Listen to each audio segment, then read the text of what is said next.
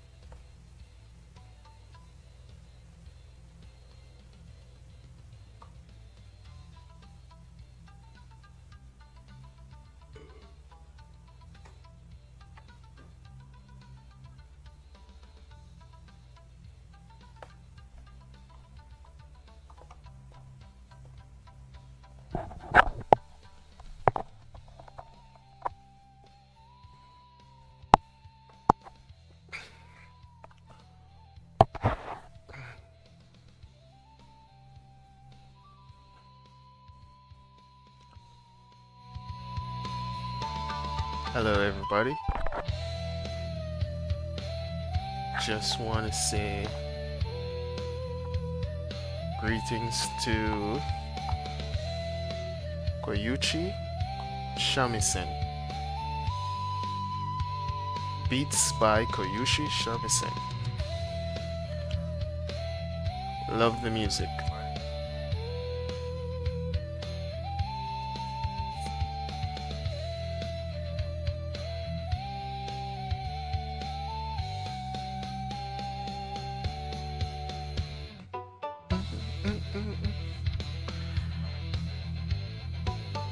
Okay, so I'm looking at Artifact. So apparently this is a game created by Valve. It's a card game, and let's just say the reviews are really bad. Let me jump in my Steam. Oh my goodness. I hope I don't inadvertently show anything I shouldn't show. Okay, let's check out Artifact.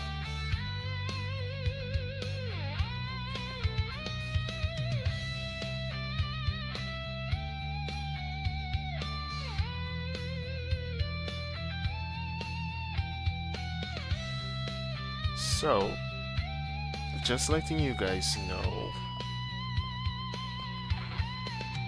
I am not going to make a game like Artifact, right? The reviews for this game is really bad.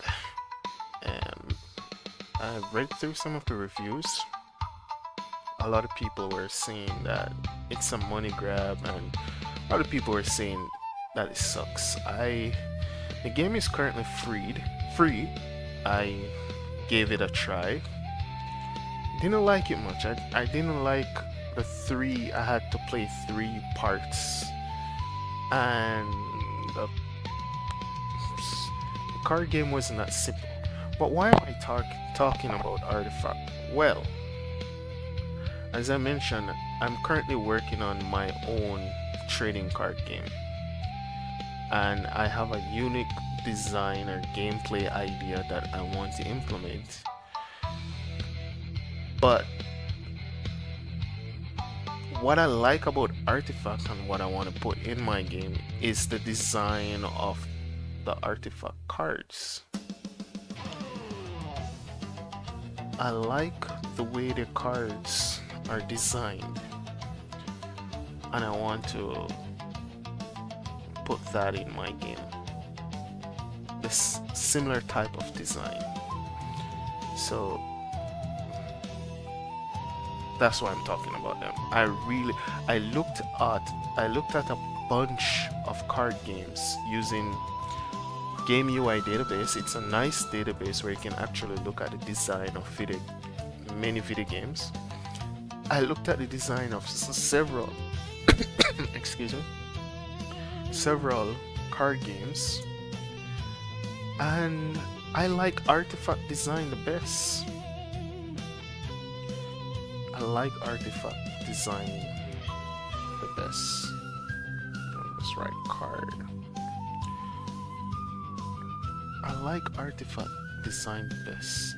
I looked at a lot, and to me, the way they design their cards are beautiful. I looked at Gwent. I didn't like Gwent designs. Didn't like the way their cards are designed. Gwent doesn't work for me. But Artifact, I really like it. In my point of view, it's very beautiful. The cards, that is not the gameplay. I like the banner. I like the color palette. I like the icons. I don't really like this skull right here. But yeah, this, I do like it, and I'm gonna follow a design pattern like this for my cards. I'm gonna follow a similar color palette as well. Let's get to this. So as I am using VkForge,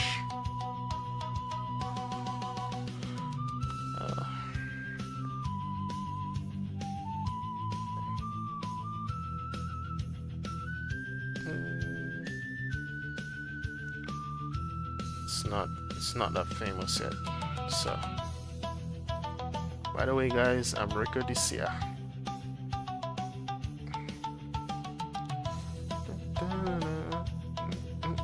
Oh man, that music, that beat hits so well.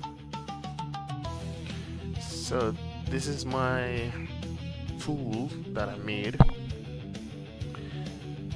and the purpose of this tool is to make developing in Vulkan very quick and easy. So I am currently improving it as I use it. So basically, you create a config and you define your pipeline, you define the shaders. You could pass it already compiled shaders, or you can pass it shader sources.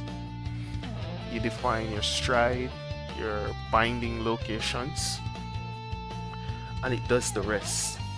It design a pipeline layout, a descriptor set layout for you, which you can use, and so be it. It just takes care of everything else, and you just focus on doing the implementation parts of things. It's still low level, and you still use Vulkan directly, but it's like it takes care of all the boilerplate stuff, and you don't have to worry about those stuff. So it 100x the time it takes to get started with Vulkan. And currently I'm improving it, so I'm going to improve it a bit. So in this stream, what I'm hoping to do to improve VkForge a little bit more, and then I'm going to go and focus on steel. Okay, so I don't remember what change I did here. I'm just picking back up. Let's see.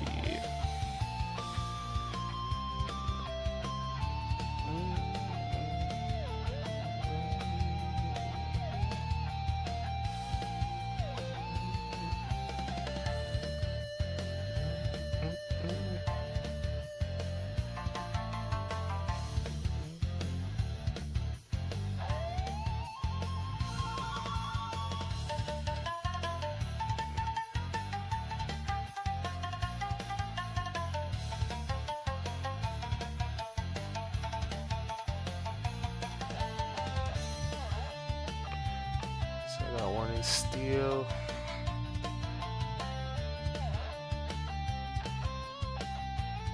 Let's get one in build.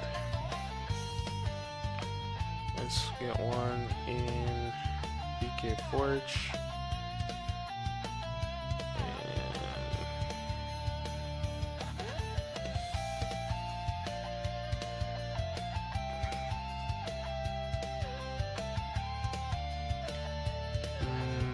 Scripts. Okay. All right. So let's see what I left off doing. Interesting.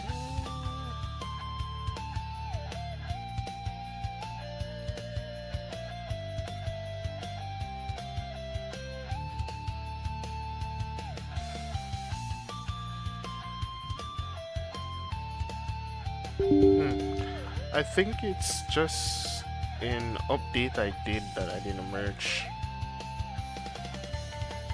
That's all it was. Okay. I believe last stream I was pointing out this. I might need to make this more efficient, and I was pointing out that I may need to test this with a more complex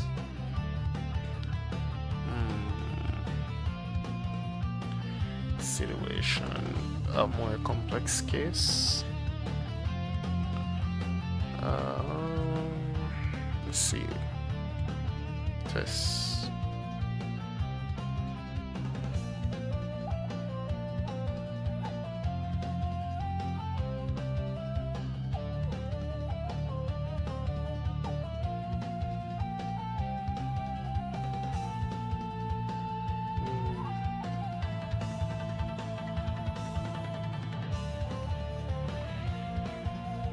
What I want to do here.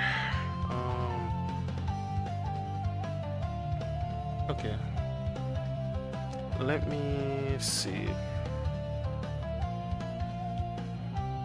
So we're looking at the descriptor set, the buffer, and we're saying, okay, if the buffer at this location, location 0, is a null handle, then this is a good indicator that we did not allocate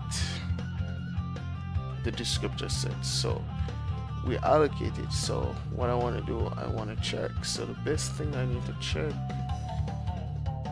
is the descriptor design.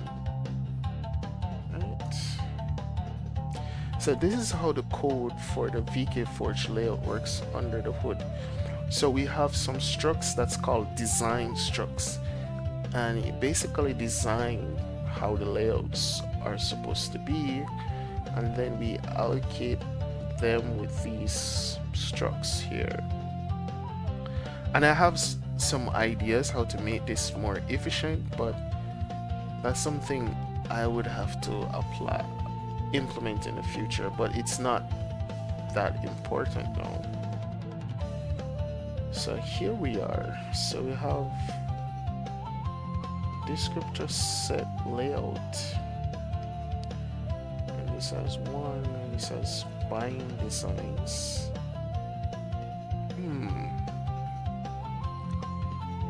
Okay.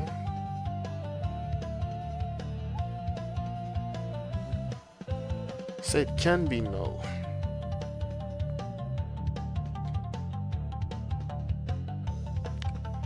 Okay. Let me just create. I want to create a proper test in here.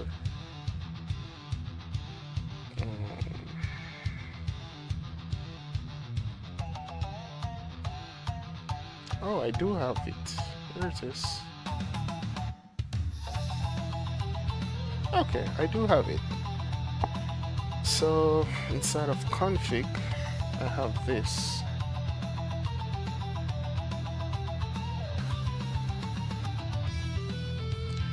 And this has 1, 2, 3, 4, 5 different pipelines with different shaders.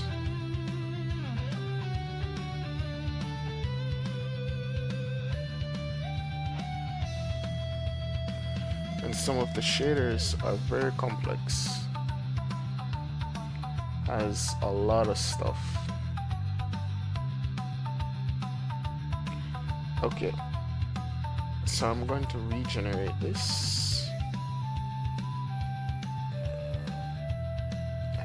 Oh, I have a bash for it. Okay.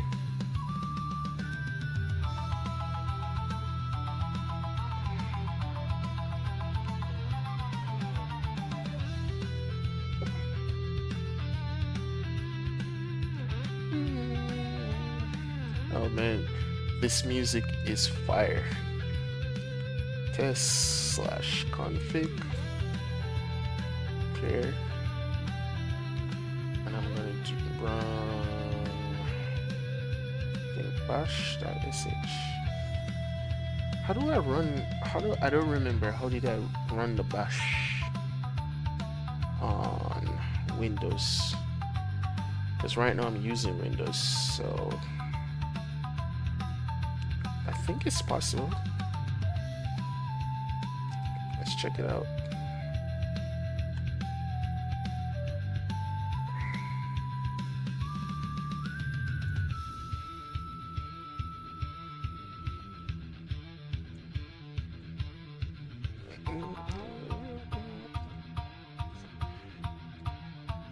I don't need that. It's possible to run it without.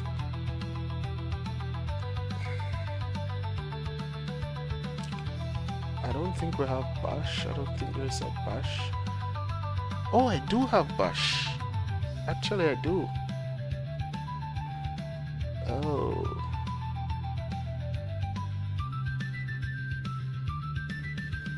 Yeah, I do have it. Wait. Never mind. I will just use GitHub.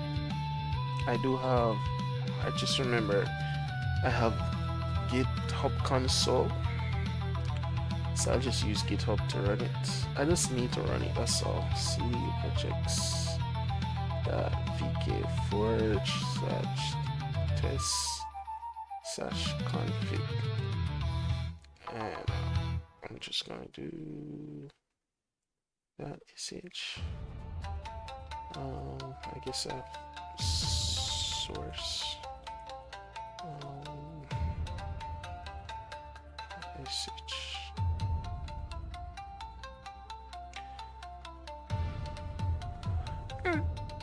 There we go.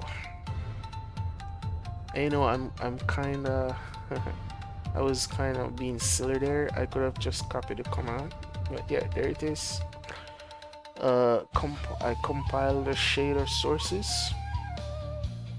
You see, it skipped this because in the config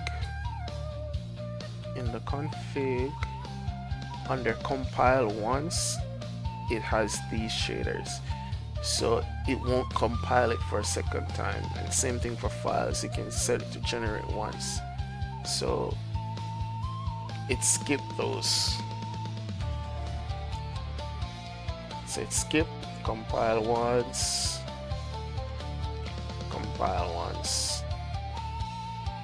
and it skipped generate once. Surpassing. Yeah, so I didn't implement this for VkForge. That's something I'm going to do in the future. And if you're a programmer out there and you like what VkForge is doing and you wish it did more, please go ahead and open a pull request. I don't mind. I will take, it's open source, and I would love for people to contribute, because I'm just one guy and I'm just focusing on what I need it for me. But I would love for it to support other framework other than SDL and SDL image. I'd love for it to support Raylib, GF, W, G, and so on. Soco, STB, image load. I love that, right? And of course, implement subpass, implement render pass. I would love that. But okay, so this will regenerate all the source code with everything that's updated. Okay, so I don't need this anymore. So everything is updated here. I went through all of that when I could have just simply copied the code here and just paste it here. That's why I was saying I was being silly, because I could have just done that. Yeah, that's how you do it in Windows, guys. Okay, so the reason why I did that is because this example, this test example, is complicated. Like in real life, probably it won't even be that complicated in practice, but it's very complicated, and it allows me to test how well the design is. So here it generates all the shaders, and this is a shader source, and then this is actual source that it generates, and then the layout. This is what I want to look at. And now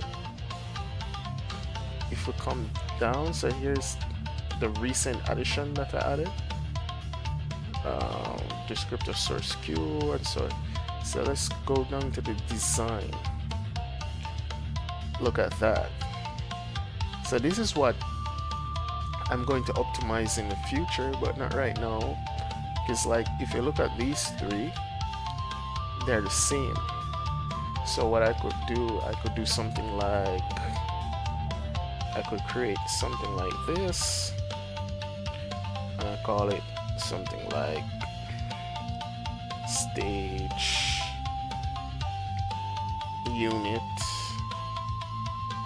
1 or 01, something like that. And then for this I just do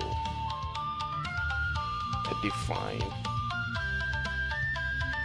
So this is what I intend to do in the future, so that I'm not allocating memory, storage memory for all of this. I'm using the smallest amount of memory possible, storage possible.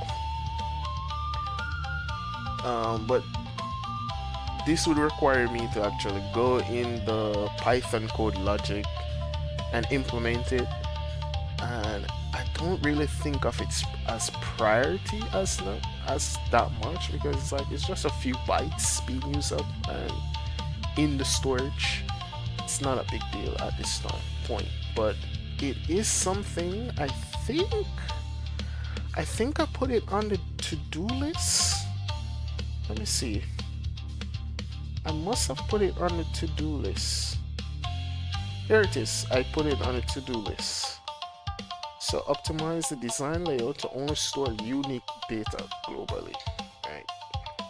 So it's on my to-do list. And here's the sub-pass on my to-do list. Push constants is on my to-do list. Render pass. This is what I was mentioning. GLFW and Rayleigh. It's on my to-do list. To-do list. To-do list. So on. This is a question I have asked because VkForge simplify things. It just assumes that you're not going to use any fancy allocators, or you don't need any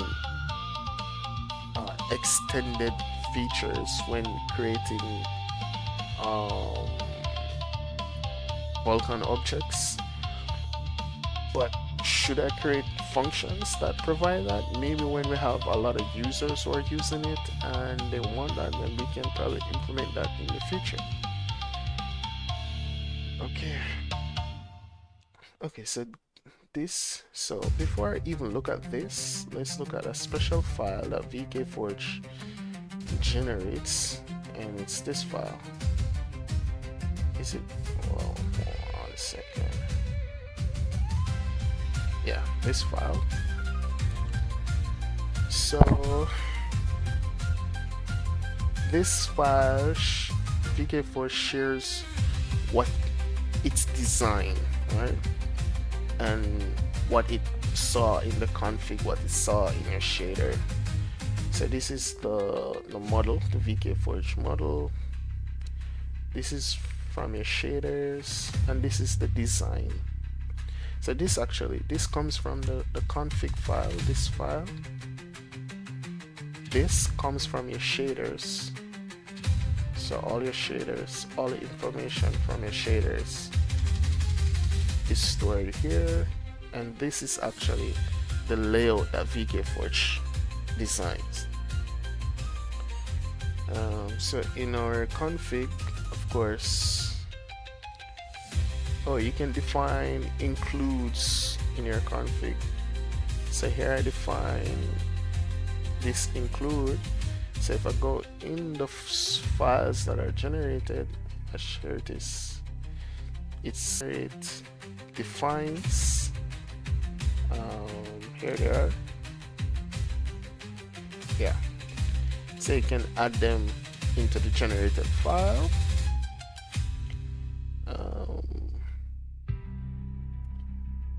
Where was I? Yeah. So this is just the config and the default values that were set. Okay. And here's the pipeline information and the shader modules. So basically this is your whole pipeline default values.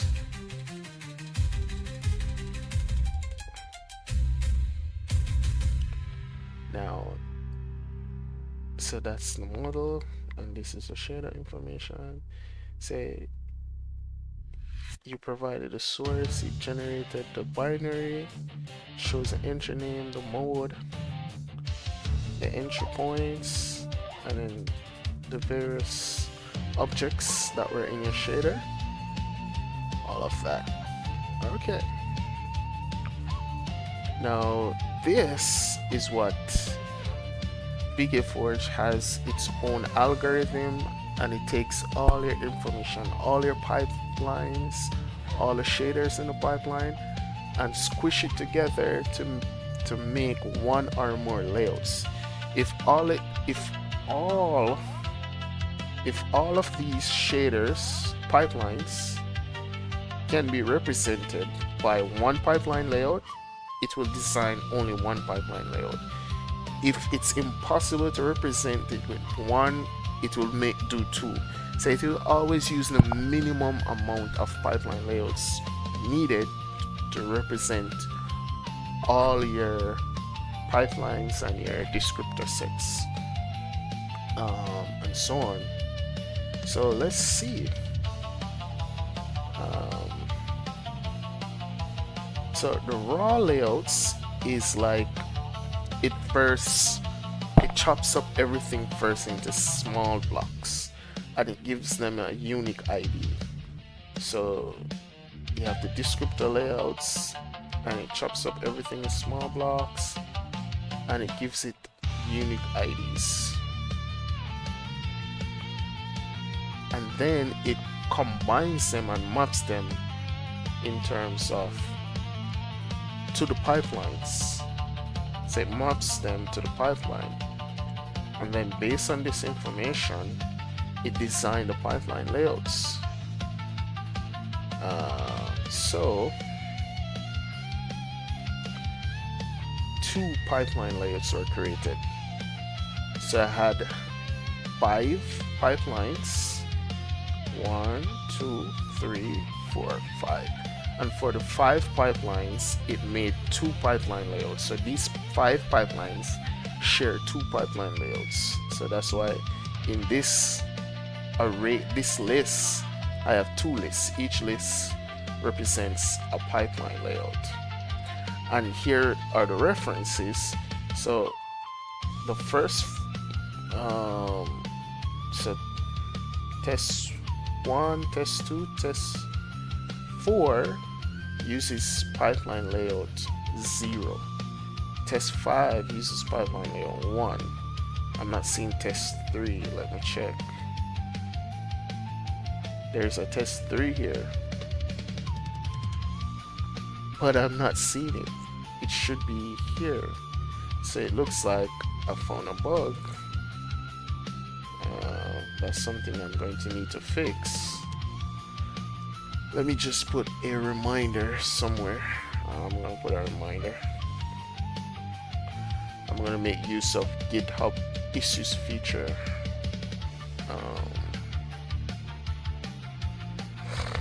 Okay, let's see.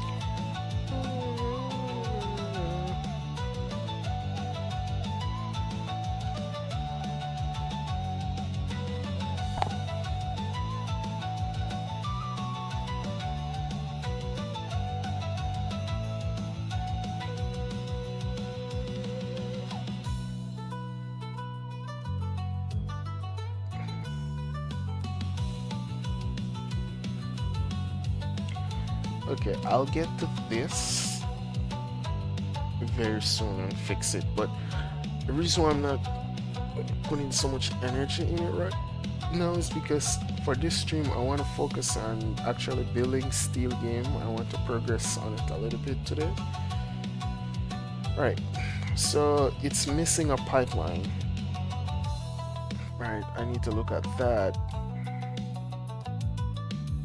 So if we look at a pipeline layout, so each of the layout is like a descriptor set. So this is a pipeline layout, and then within the pipeline layout, it's like a descriptor set layout. So this is a descriptor set layout, a descriptor set layout, descriptor set layout, descriptor set layout. So it has 1, 2, 3, 4, 5 descriptor set, and then it has the null slots. And the reason why sometimes it has a null slots is because it's to make it compatible with other pipelines. So other pipelines might have the same thing here but nothing here. So it will have like a null slot to make it compatible. And then within each descriptor layout, then you have the bindings, the binding layouts. Right? And then you can even have nulls in the binding layouts. Oh, I see. So this is where it comes from. So yep, there it is. It's possible to have a null at the beginning. So this is where my concern was in here.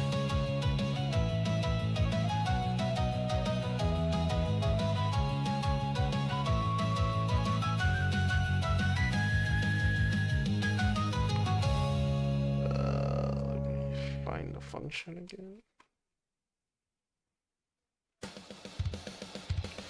So this is where my concern is, because I'm using the first location, checking if it's null, but based on it's possible that the design, by design, the first location is null, but the second location should be non-null. So the code needs to adjust.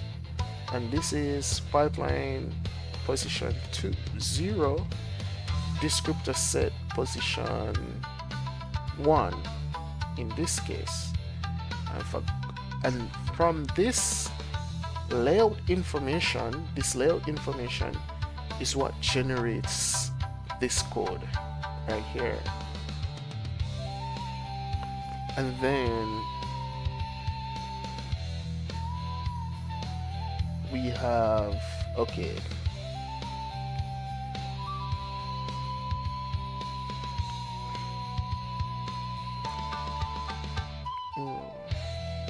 so these are the bindings being created up here.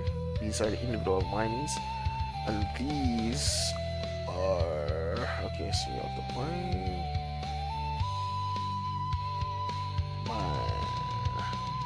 These are actually, these bind design are actually the descriptor set layouts design. And this is for descriptor set 0 for pipeline 0. Say pipeline 0, descriptor set 0. And this is for pipeline 0, descriptor set 1, and here's a null at the beginning. And then they are packaged again. I see descriptor set pipeline 0, descriptor set 0, bind designs, bind designs. Okay, I think I know what to do. So I need to get, okay.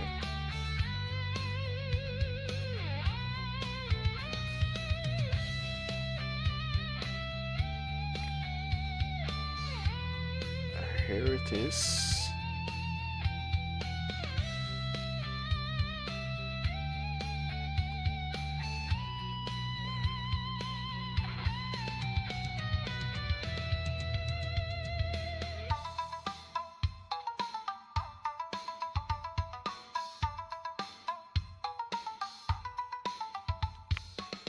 set.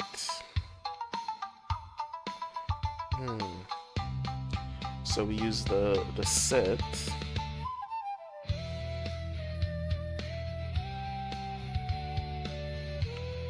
We have set and binding. We use the set to get the descriptor set layout.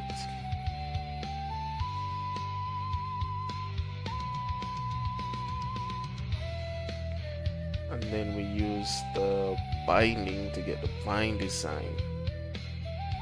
Okay, and we have the bind design.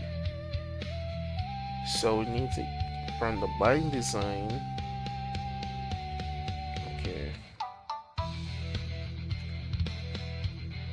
we need to get like the first position at the bind design. So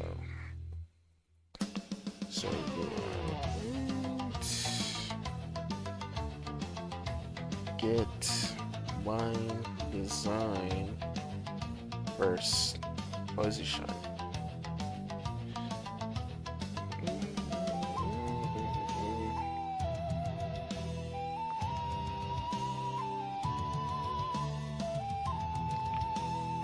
Okay.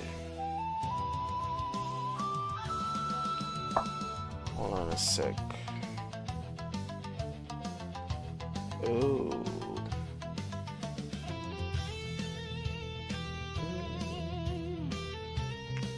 Wait a second, I don't need to do that because this function is actually passing the binding already. So I already checked it.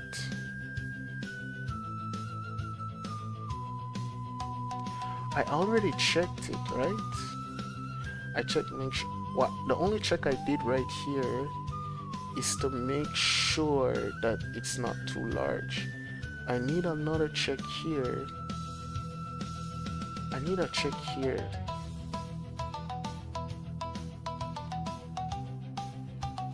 Because what if I'm binding at a position that's null in this design? That's wrong. So I need a check for that. So I need to check that the bind design that you select is not null. Alright. And if it's that, I say binding this position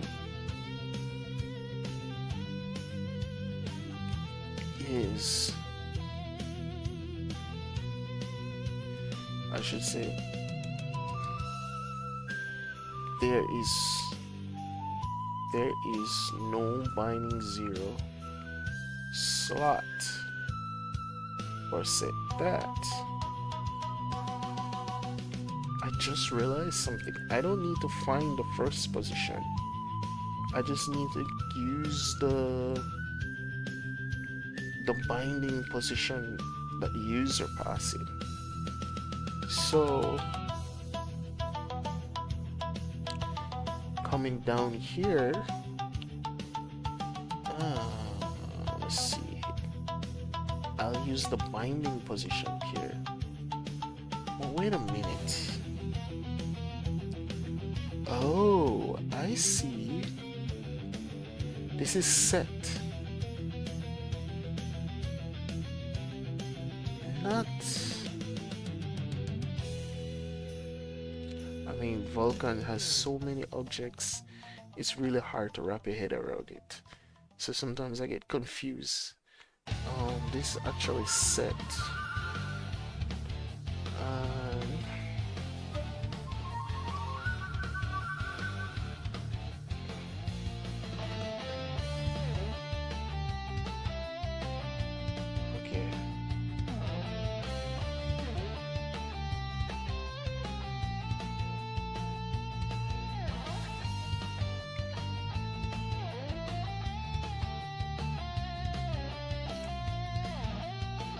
These cannot be null. Each pipeline will have a pipeline design. But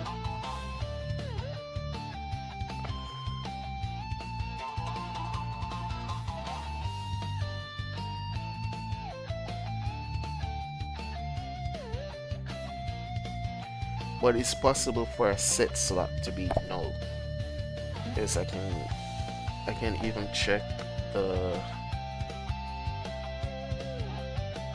I can check this. These are the individual descriptor set. No, these are the pipelines. Here it is. This is a set slot that is null.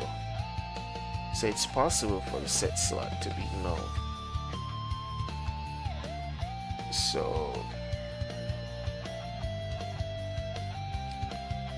when I do this, I need to ensure that the slot is also not null.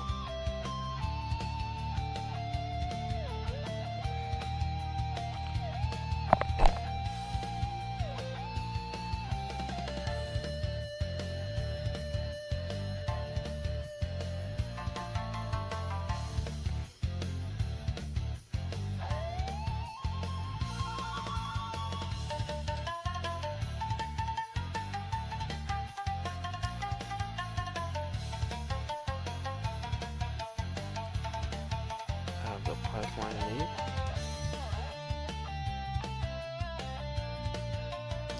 I'm going to also update my reporting function.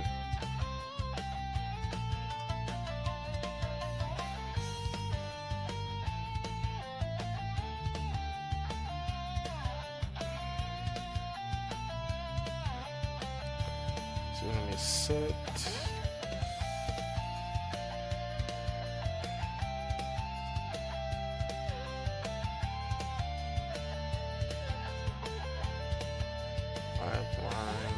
Index pipeline name.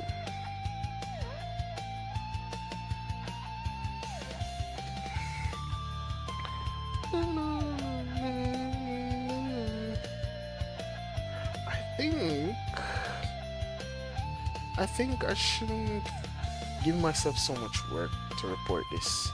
I have a better idea. Just report that. Report pipeline layout.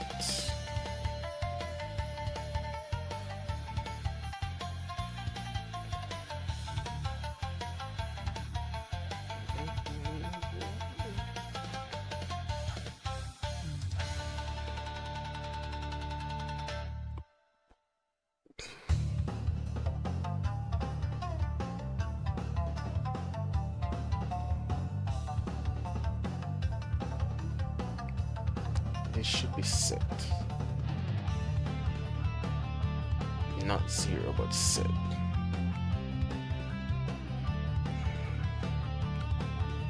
I can delete that. I was thinking I had to create a function to find it first, but no, I don't need to do that. I don't need to do it because once I create it, I'm creating it for all the slots, as you can see. So I only just need to check one set that I pass. I'm going to update my logs.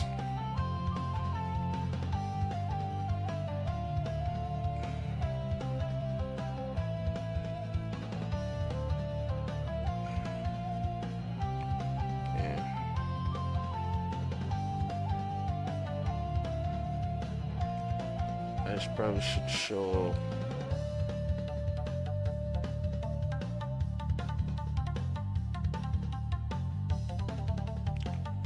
probably should show the maximum here.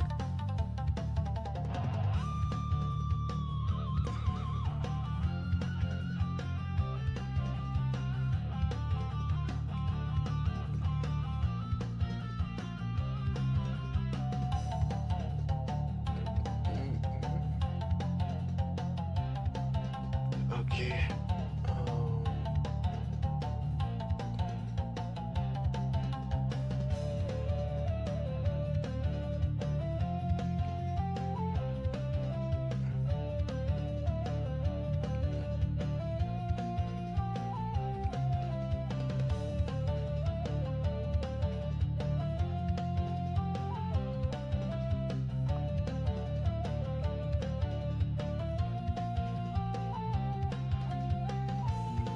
good logs makes a good tool or a good library.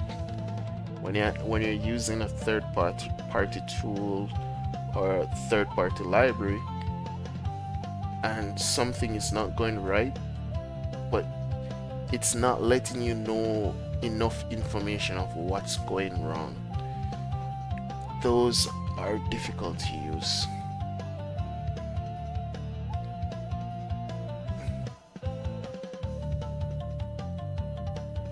Oh yeah, for this, I'm gonna put for pipeline layout.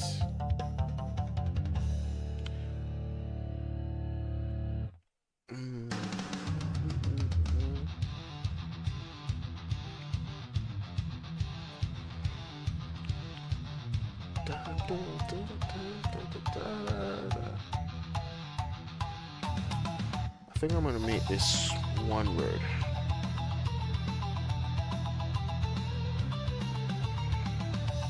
Or should I make it one word? No, I'm not gonna make it one word. No, I'm gonna make it all caps. Pipeline layout. Or should I make it one word? For pipeline. I'm just trying to be consistent in my logs. I don't think I should make it one word unless I'm gonna go through and make everything one word.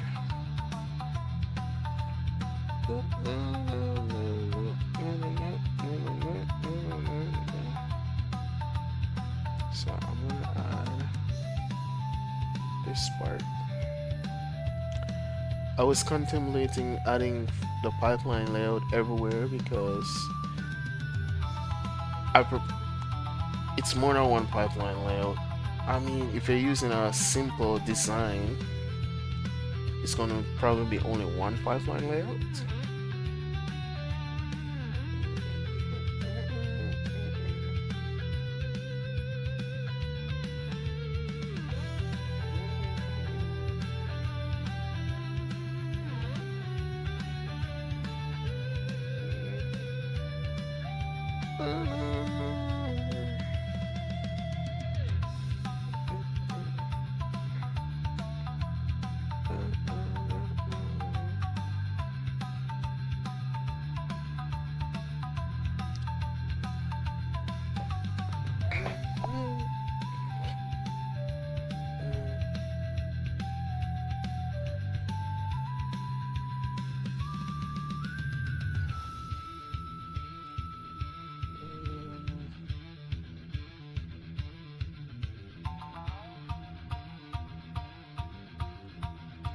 Man, there's a lot of logs to update.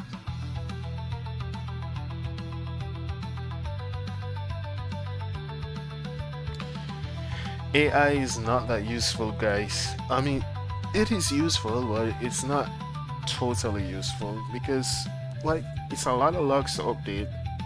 I would love to, like, copy this code, put it in AI and say, just update these logs for me. AI is going to do so much crap. It's going to change code that I didn't want it to change and all of that dumb stuff. I just can't bother with it. Let me just update this. Cube reserve for set that, binding that for pipeline layout that.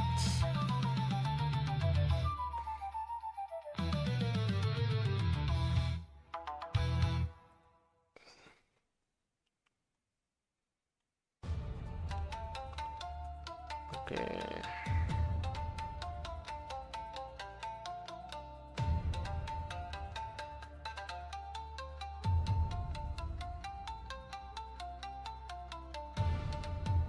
I'll do that afterwards. Let's do this one at a time. Okay, so that's updated.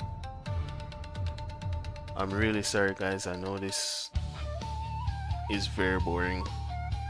Wish I had something more exciting to show. but this is a part of coding. You have to do the boring stuff too. Descriptor.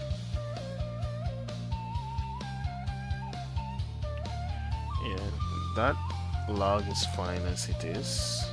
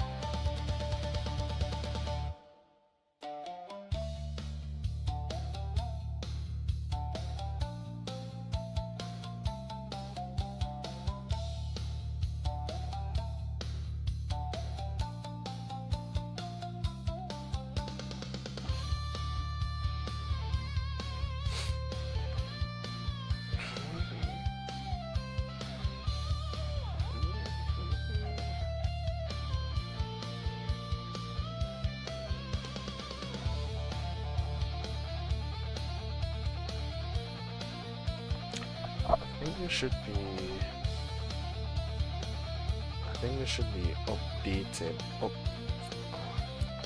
not queued, but updated queued resource. And that's what it should be. Because I didn't queue it again, I just updated it.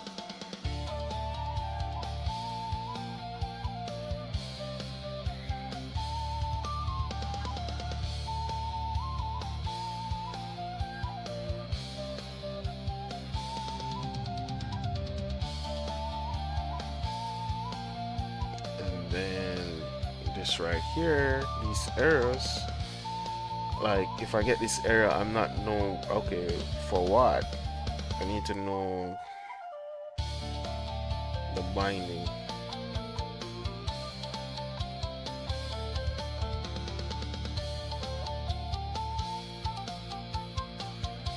So I need all of this.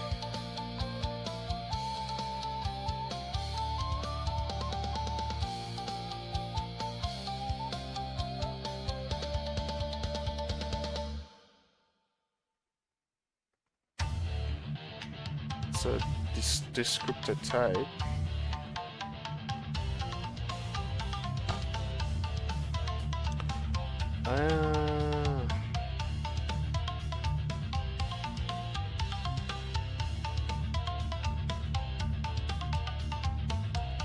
I'm not gonna bother update this because under no circumstance should this error ever be called, but it's just there just in case some weird stuff happen.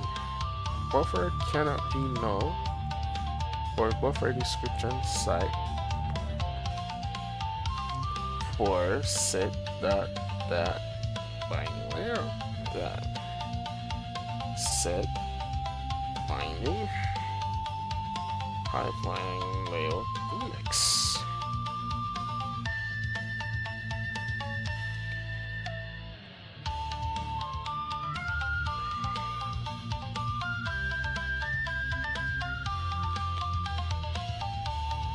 I don't know what's the type. And I'm not gonna bother. I could create a function that pass the string for this.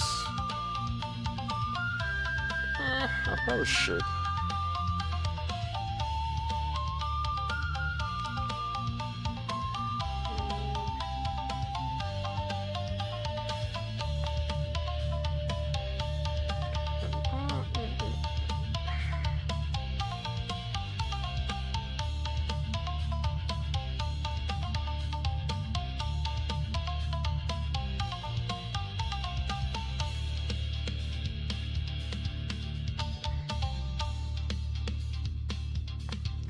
How did that happen? Okay.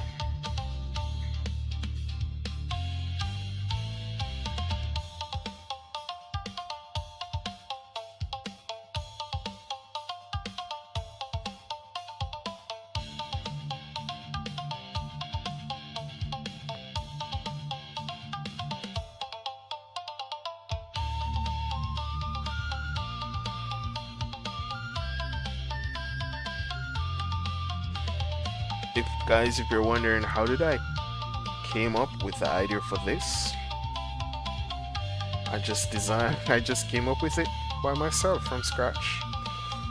I sat down, I got some paper, and I just designed an architecture. I knew what I want. I need something to automatically generate a pipeline layout for me because I didn't want to do it myself manually. I designed the architecture on paper and then I just coded it in Python.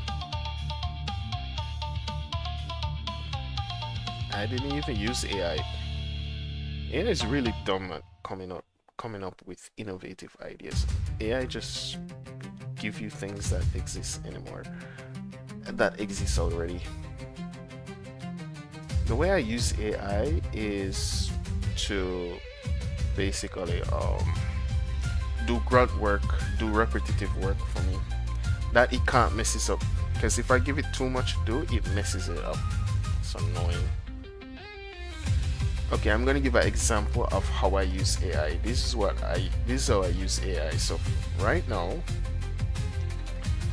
I think it would be good if I actually show the type here. So what I'm gonna do, I'm gonna change this to a string, and I'm going to say, okay, VkForge stringify descriptor type.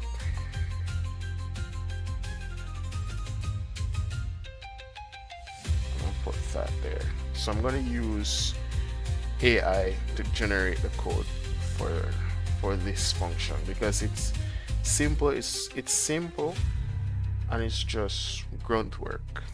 Then I have to do it myself, and it's so simple AI won't mess it up. But I've updated my program, my function, and I really like it. I think it's good. So now I'm gonna save it in the tool itself. So I'm just gonna create another tab here. CD projects, VkForge scripts. Okay.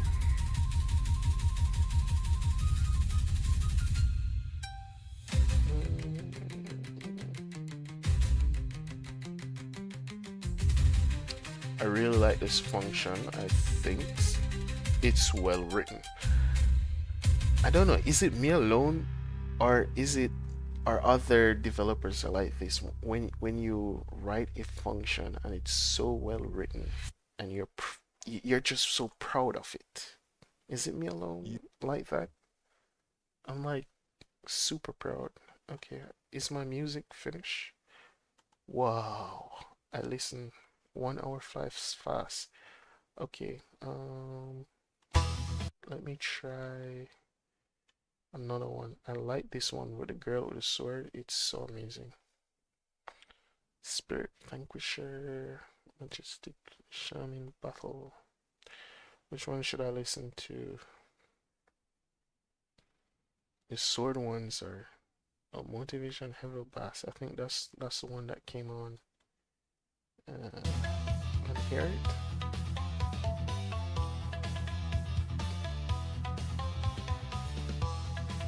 Not too bad.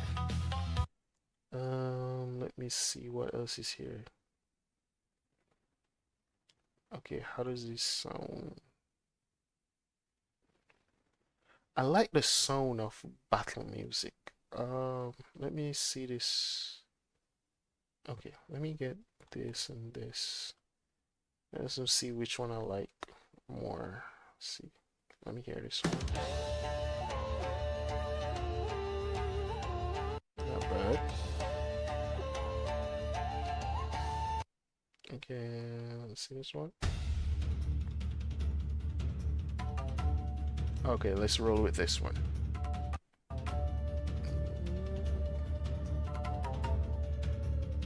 Okay.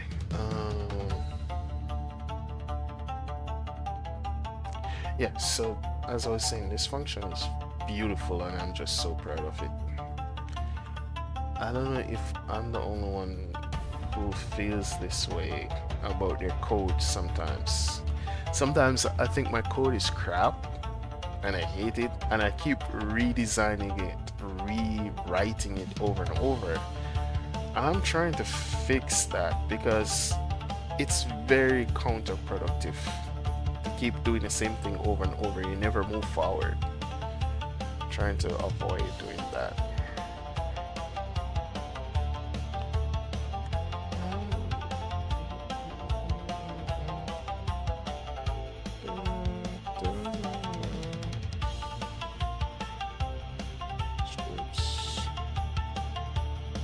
So this is the updated code.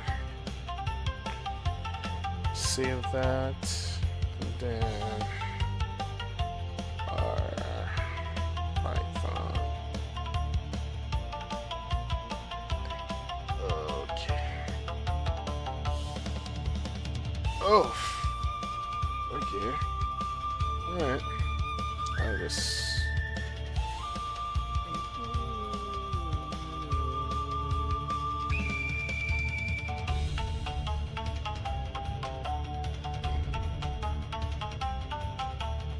Again.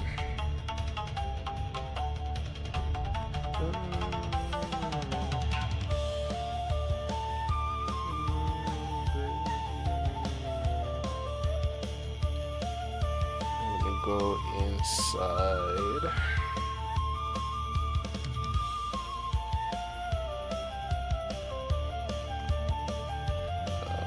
This is a layout function. Nope, not here. That is in translators. So translators focus on outputting C code. And I'm updating this function.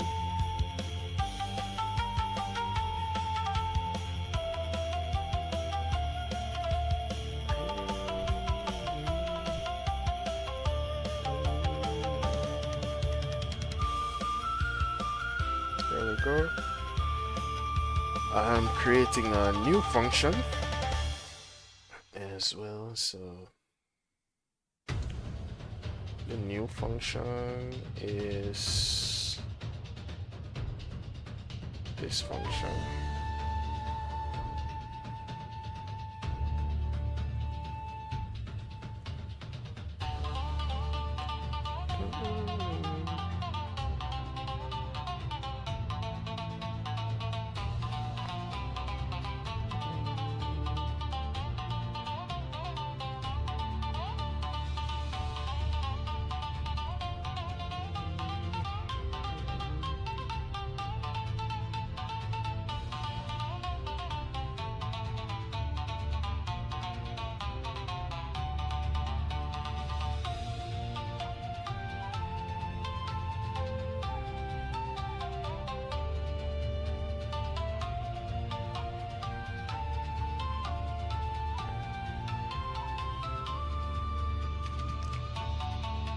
Okay.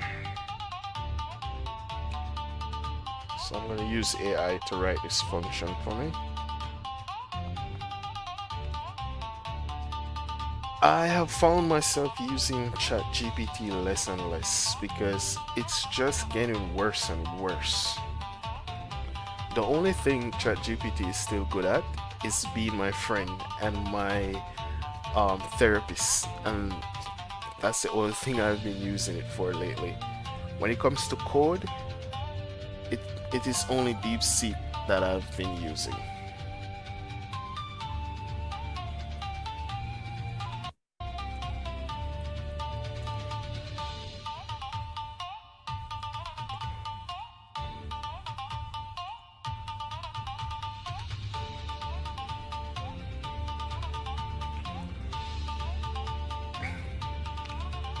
And I'm gonna actually go here and just pick any one of them, go to search for it, Um,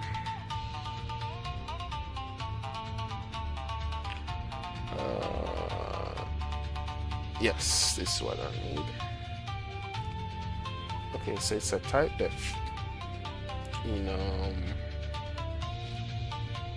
not all of them exist.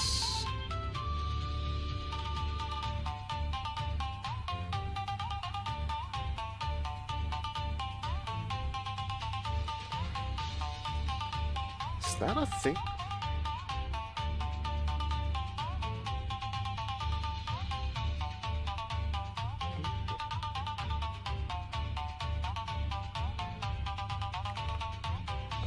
Let me see if that's a thing.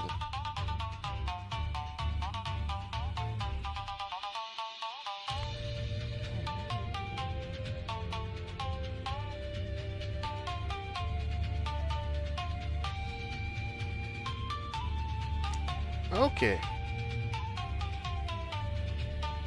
It is. I didn't realize it was a thing.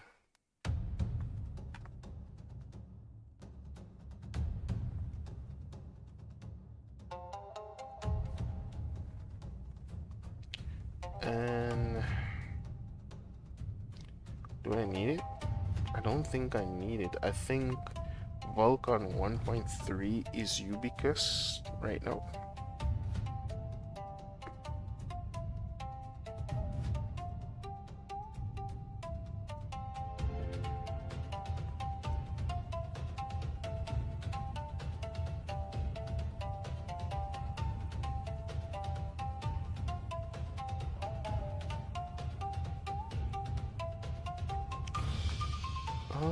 I think that's it. Go ahead, DeepSeek, write that function for me.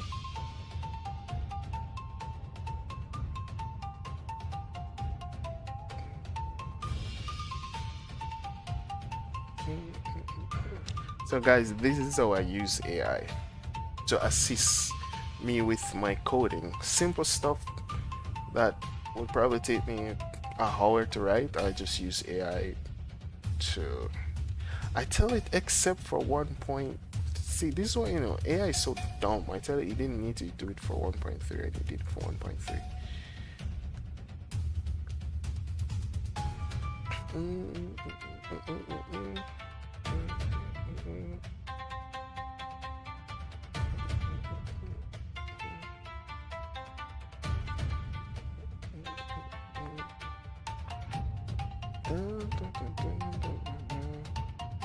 So this will be a nice utility function.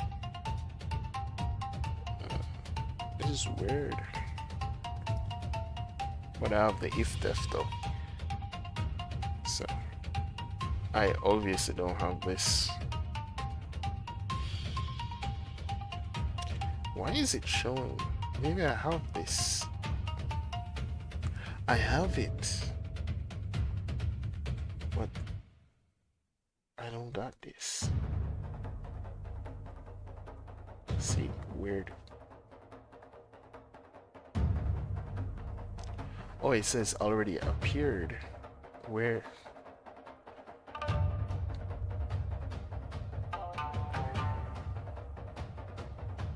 Or is it appeared after?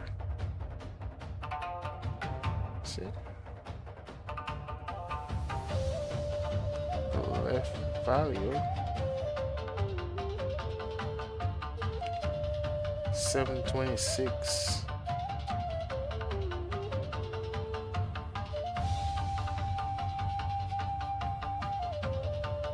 It doesn't highlight though, because it's the same thing.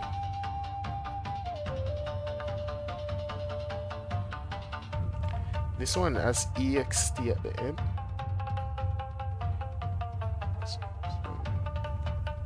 13,800. The numbers are the same though,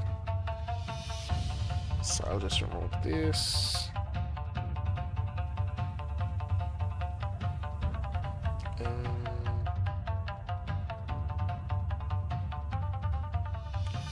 Yeah, I don't think there is a need for this. I think 1.3 3 is ubiquitous now. So, alright, so I'm good with this. This is going to be a utility function. So utility functions are just helper functions, kind of. So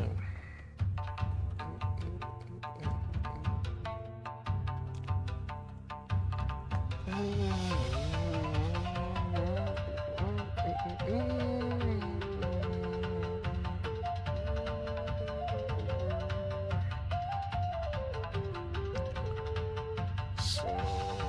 going to go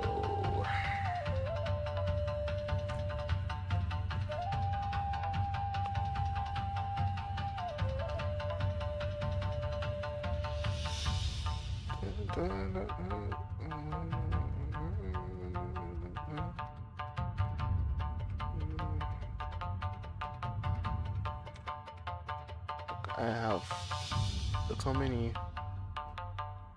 This is util. I thought utility functions are a lot more than this. It's a lot of functions. Look how many functions I got. Lots and lots of functions.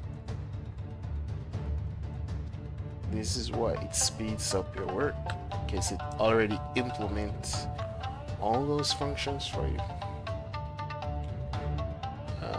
Create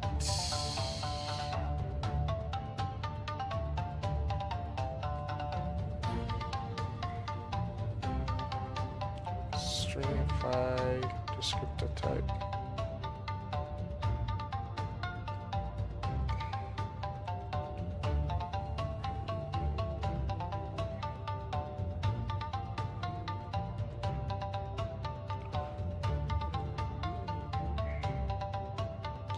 So the reason why I design it in a format way is that way I can pass variables from my context into it if I wanted to generate something based on the context. That's why I use format strings instead of regular strings. Allows it to be versatile. And I add it to this list and it will be generated in the code. There we go. So we have that. So I've done 2 things so far. I fixed that concern I had with the function. I added a new function. Okay, I said I wanted to go straight to programming my game, but there's some more stuff I want to do. So let me see. First thing first, I want to update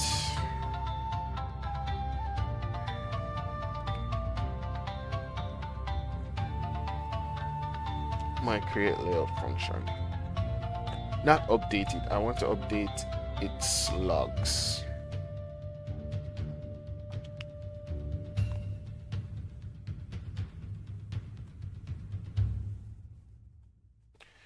So after I create it, I'm going to log the pipeline.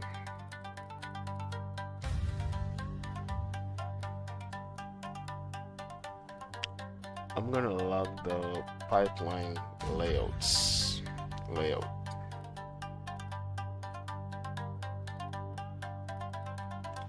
So that's what I'm going to do. And the first thing I'm going to do is, let's see.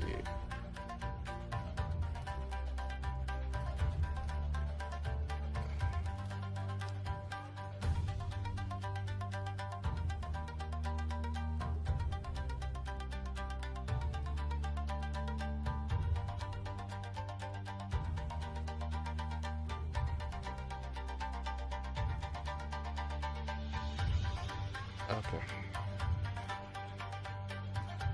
I use this. get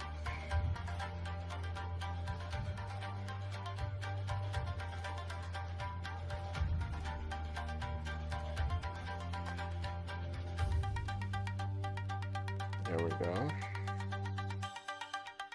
So I'm gonna say SDL log, and I'm gonna go this pipeline layouts.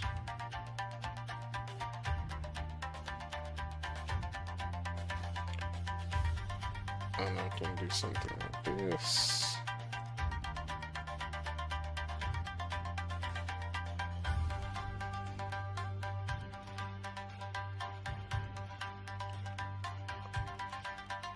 And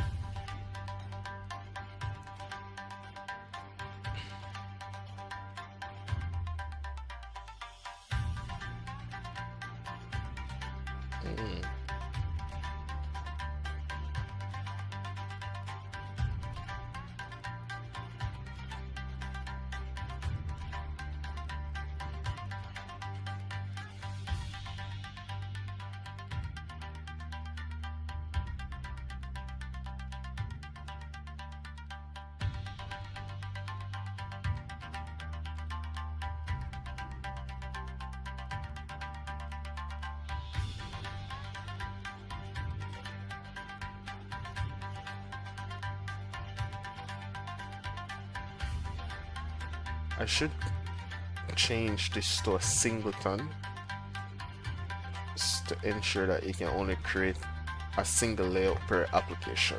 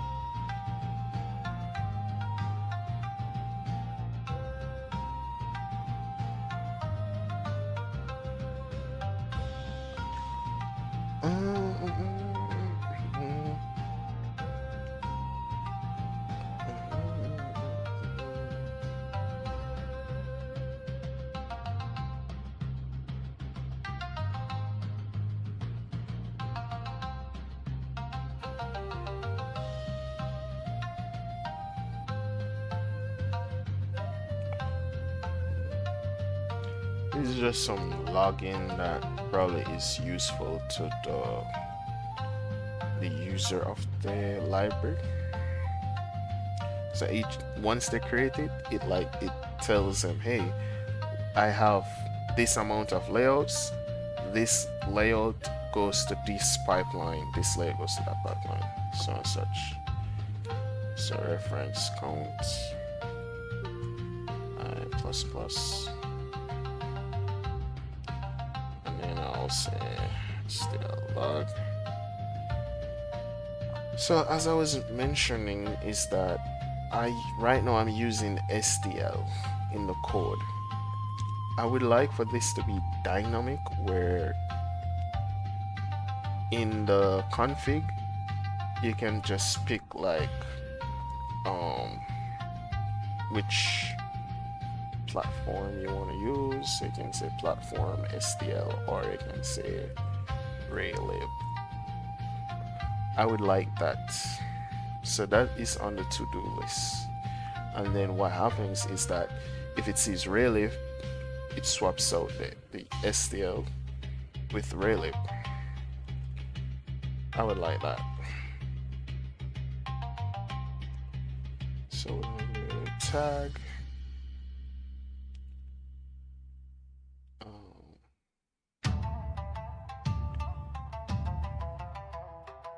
Let's see, pipeline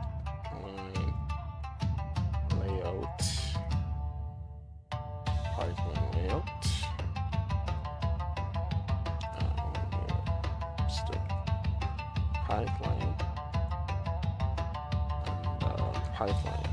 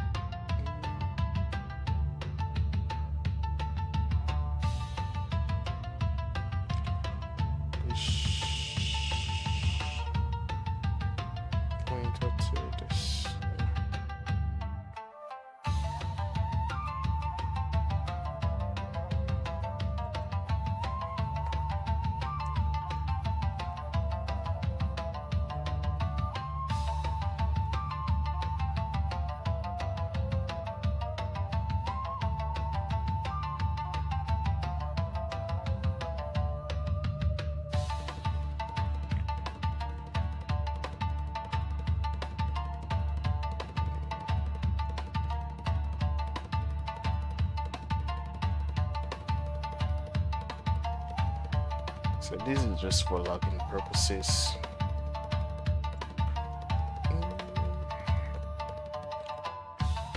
If I'm going to make this into a singleton, I'm going to have to create a static VkForge layout.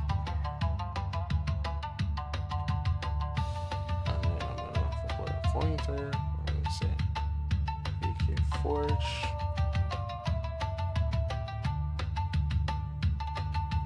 layout.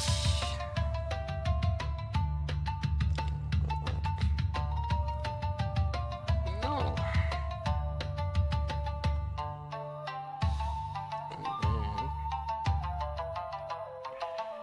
I never planned to do this, guys, but I guess happening. So I'll move this.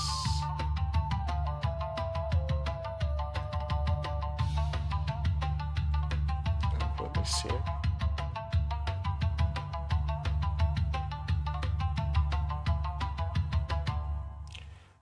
I could just put it as BK.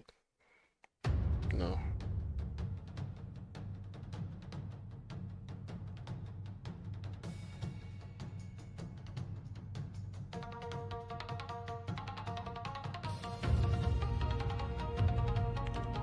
I'll put this as no first. Then I'll move all of this code.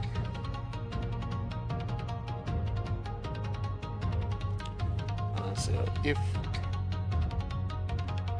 VkForge layout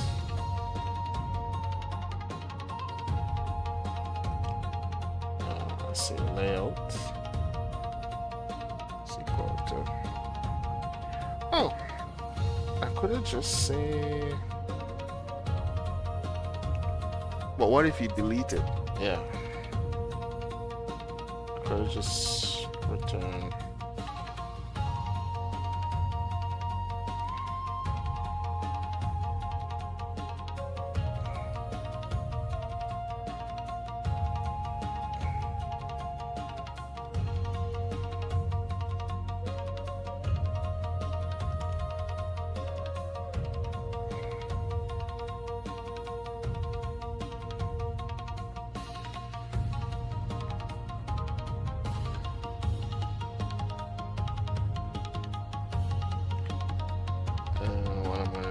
So I don't know.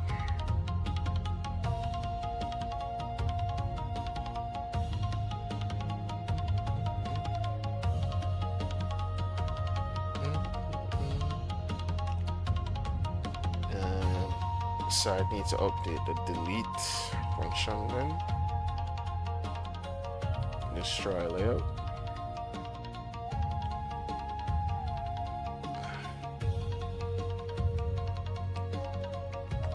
Let's see.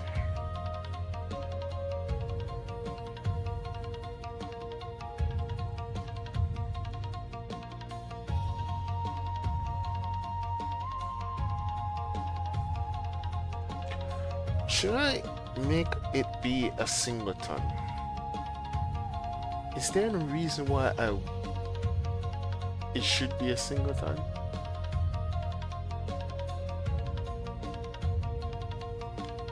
Guys, I'm in two minds because I'm thinking it should be a singleton because it's one design. But what if I create two layout objects? I create one pipeline with one and a different pipeline with the other object. That could work. Then forced to have one object. Alright, tell you what, I'm not gonna enforce a singleton right now.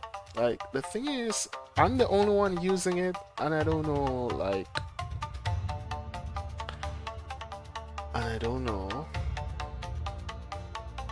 I even introduced a bug there and I didn't realize, because I wasn't returning anything.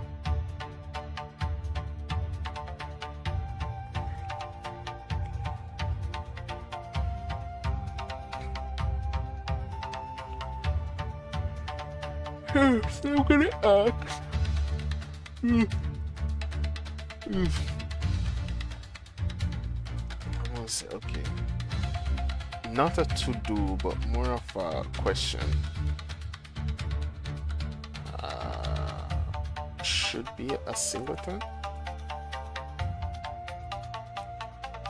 I don't know. So I'm gonna not implement it as a singleton for now. Let's leave it as it is. So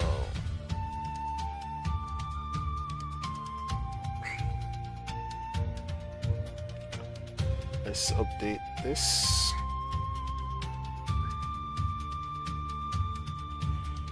Okay, I think I've been streaming for almost an hour now.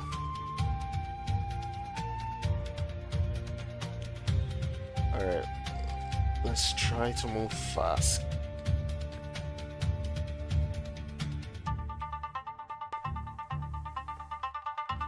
Okay. Go to the layout code.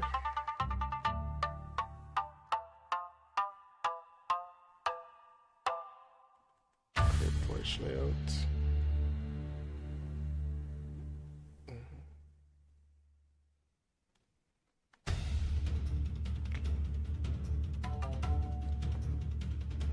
Music is fine, ain't it?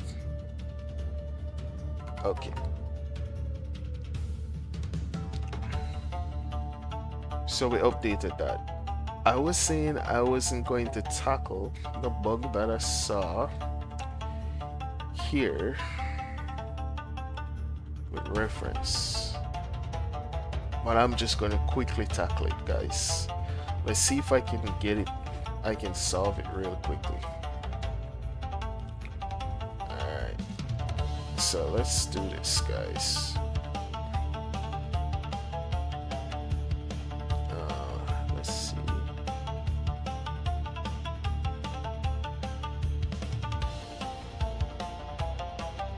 One second.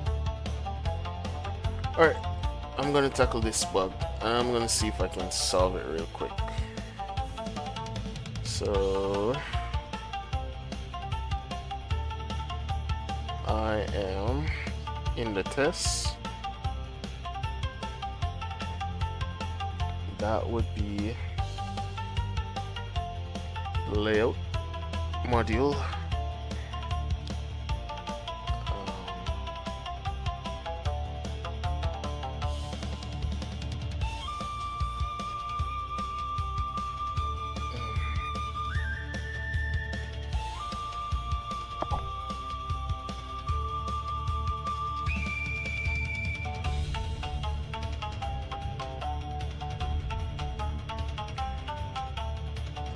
Descriptor set. Sorry guys, I'm just looking at my phone. Sorry for the Alright, yeah, so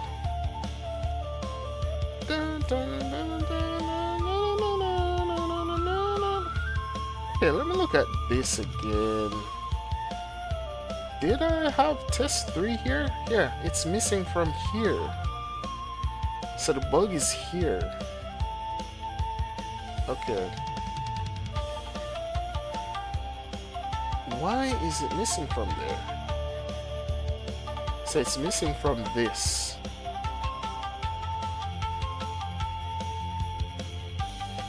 Is it missing from this?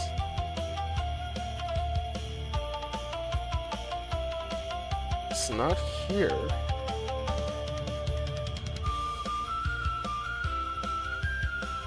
Let's see.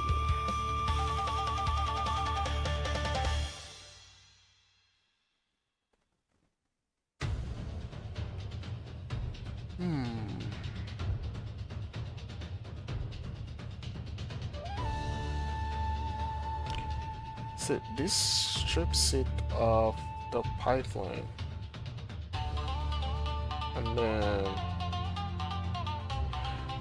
I think let's see the config.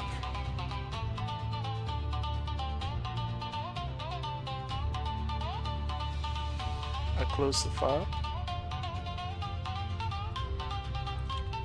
Let's see the config.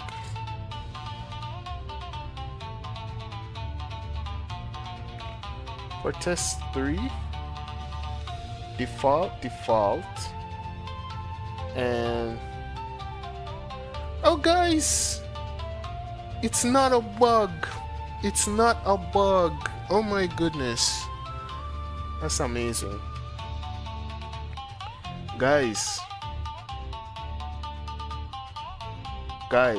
It's not a bug. It's just how awesome my code is. The reason why the pipeline test 3 doesn't exist is because pipeline test 3 is using shaders that are not using any descriptor sets.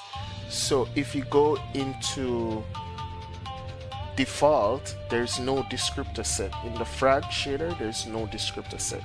In the vert shader, there is no descriptor set.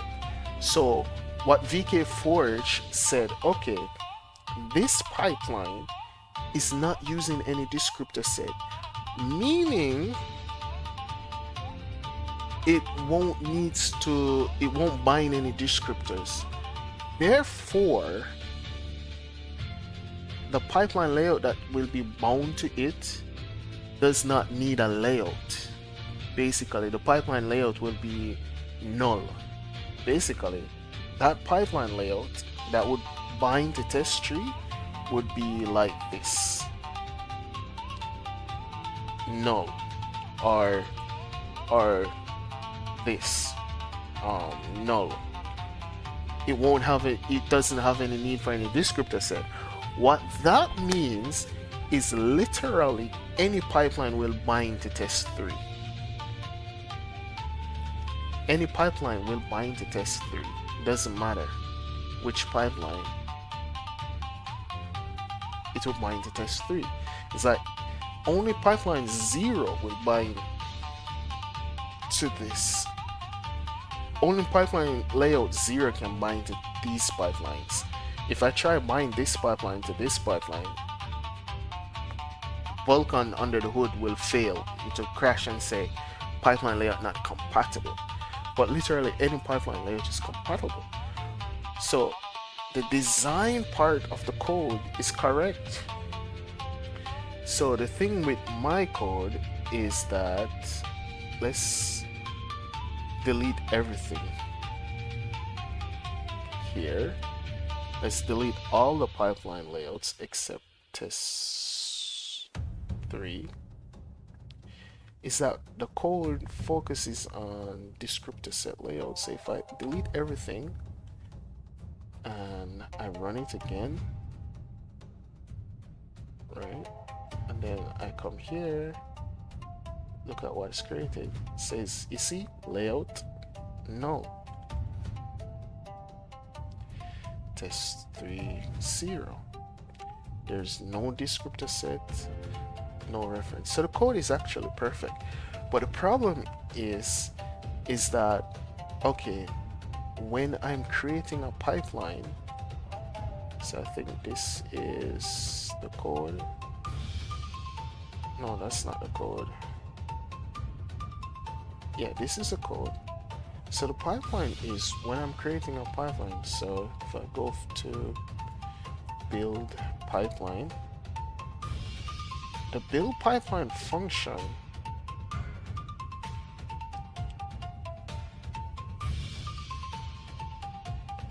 is going to look for this.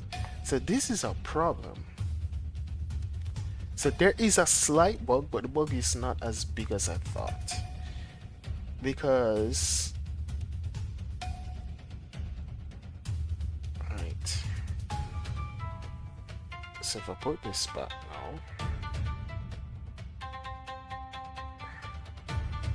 and I rebuild it,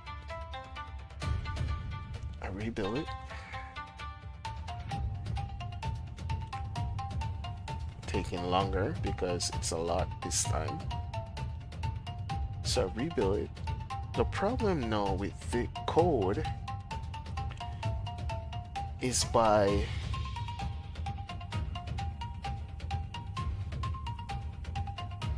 not defining it.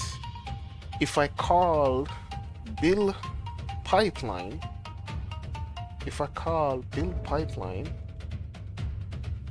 it's gonna throw an error because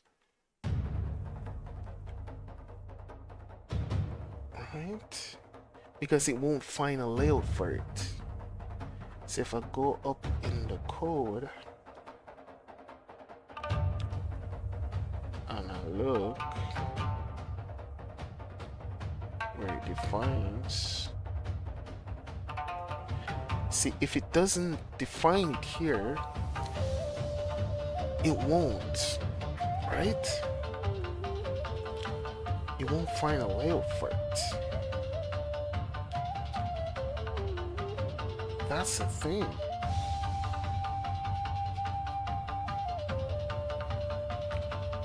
So this is interesting. Let's see. Where is my pipeline layout functions? Okay, great. So it actually, the function generates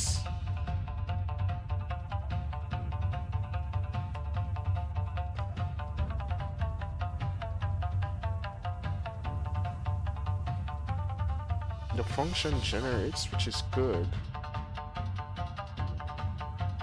But the thing with this is that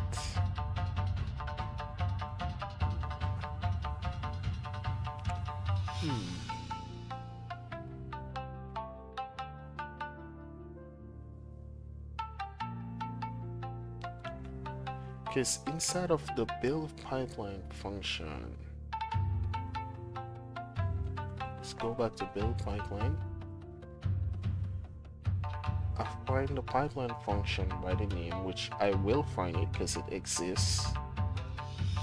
Then I check the pipeline buffer if it's empty.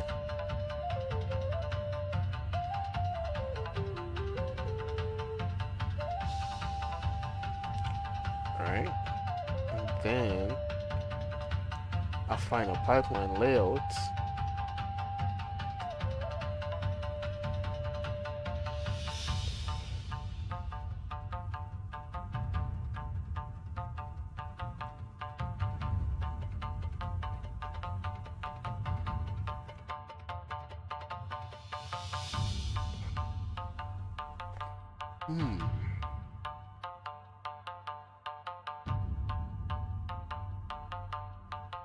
What am I thinking? This code is to change.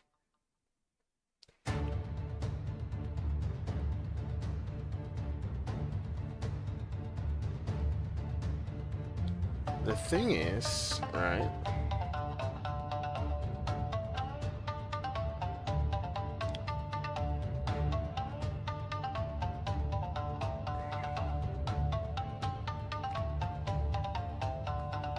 If the pipeline exists,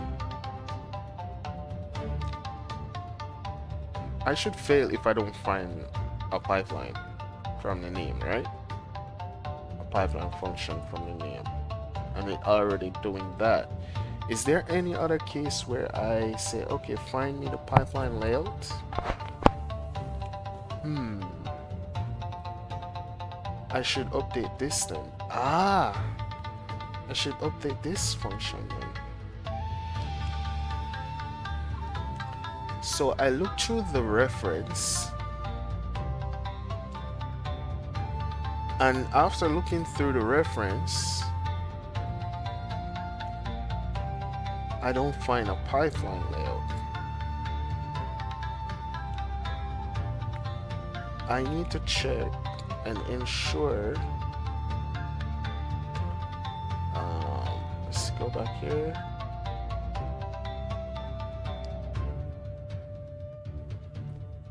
Yeah.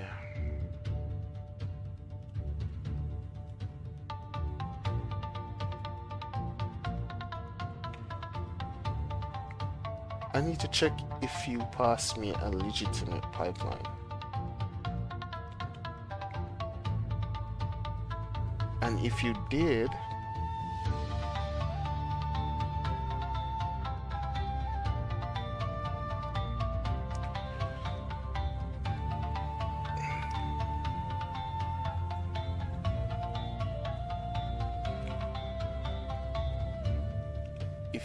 pass me a legitimate pipeline, then that depends. That means it's a pipeline that has no descriptor set.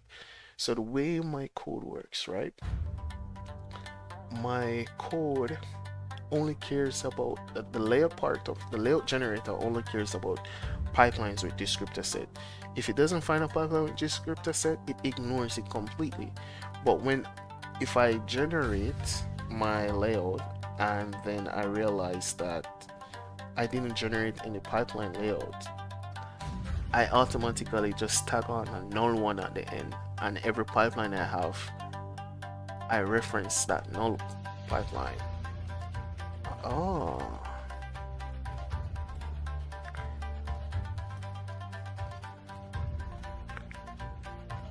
That's what my code does. So if I actually did something like this, where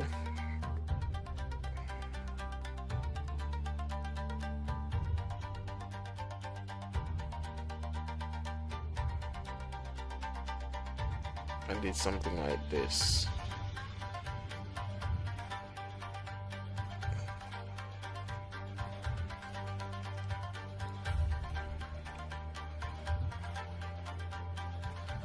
let's put generate once. Let's put VkForge layout. Alright, let's run this. Let's see what happens.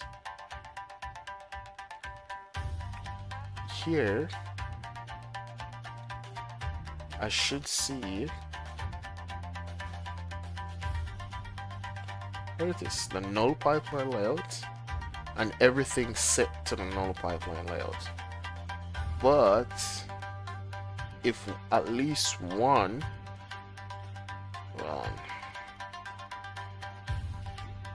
if at least one of the pipelines have descriptor sets,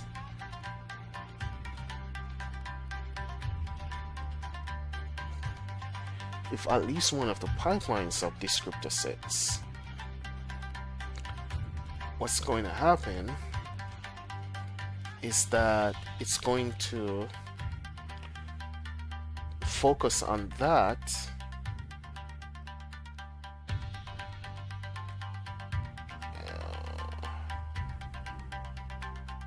pipeline, and it's going to ignore the rest.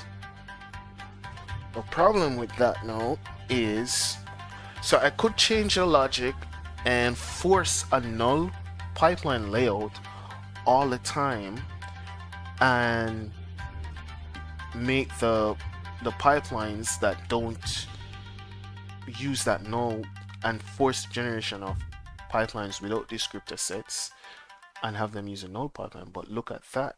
If I do that, I would have to allocate for a null pipeline layout. Versus I could just use the non-null pipeline layout for the ones that don't need that, because they can use, for the ones that don't use descriptor set, because they can work with any pipeline layout. Versus I have to allocate 2 pipeline layout, I could just allocate 1, because the idea of the logic when I was designing it is to be as efficient as possible, to use the least amount of memory as possible, to allocate the least amount of pipeline layouts as possible.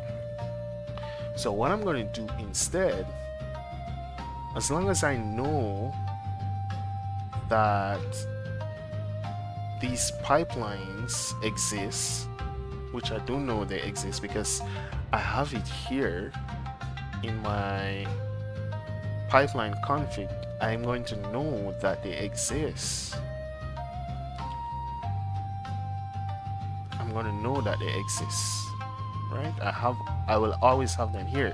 This is where I'm generating the pipelines from, so I'm going to know that it exists even though I didn't define a layout for it, right? So I think a more efficient code,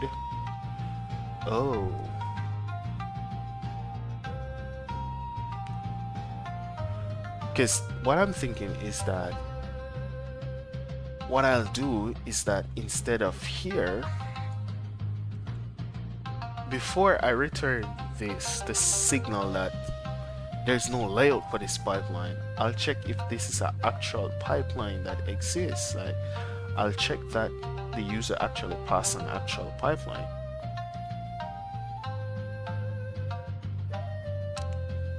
And if this is false, I'll signal, okay, no pipeline exists, and then you'll come and you say, okay, there's no pipeline found for this pipeline layout, and you exit. But I'll come here, right?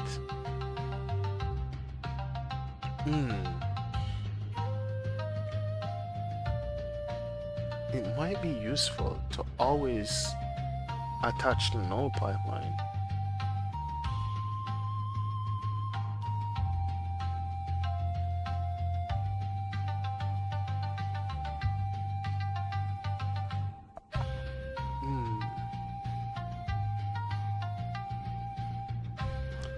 No, I'm not gonna put it in the code. What I'll do, right?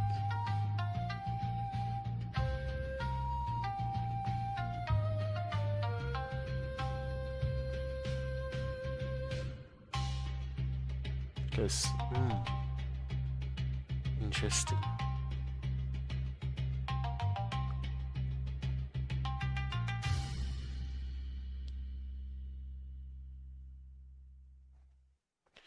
So this is what the code is going to do. So if the pipeline does exist, I am going to check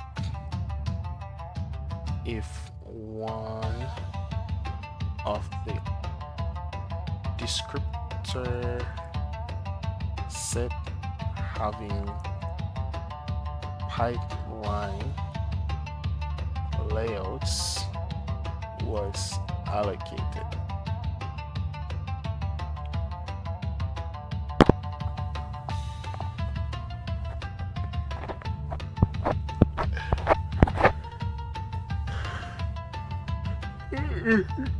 If yes, I'm going to use it. If no, should I allocate? But the problem is, if I'm going to allocate one of the pipelines that are already there,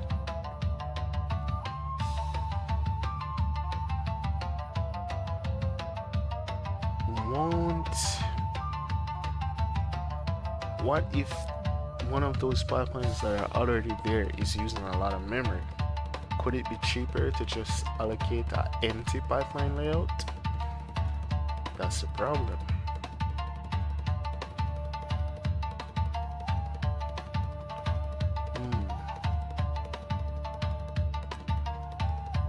Because what I'm thinking, right?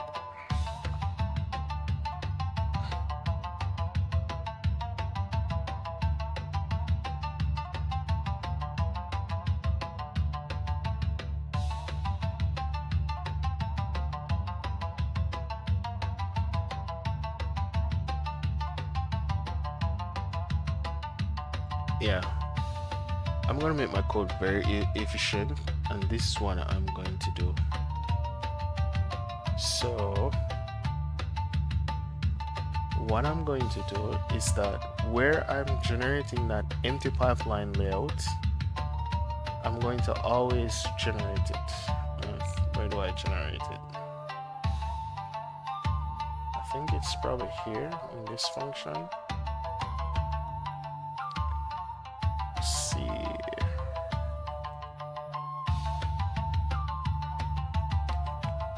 I think it's in this function. I remember I wrote this code several months ago.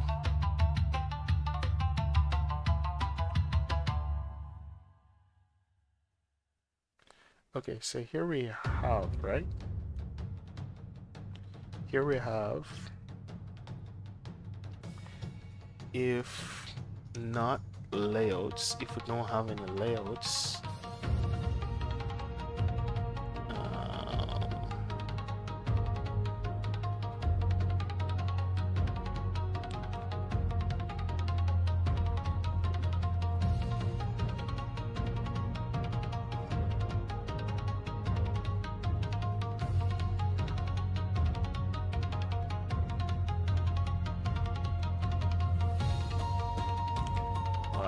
this code is pretty amazing.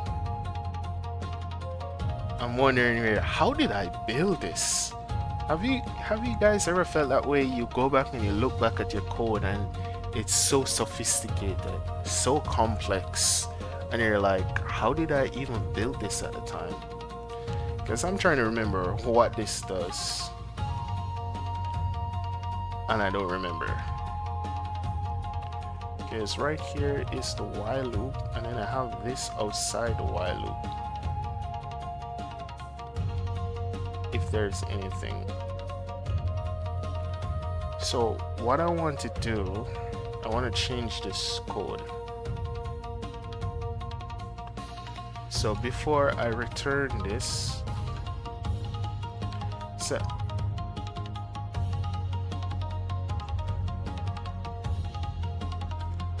okay guys, give me a second, I'll be right back. I'll be right back, guys. Let me just go on, let me just put my break logger up.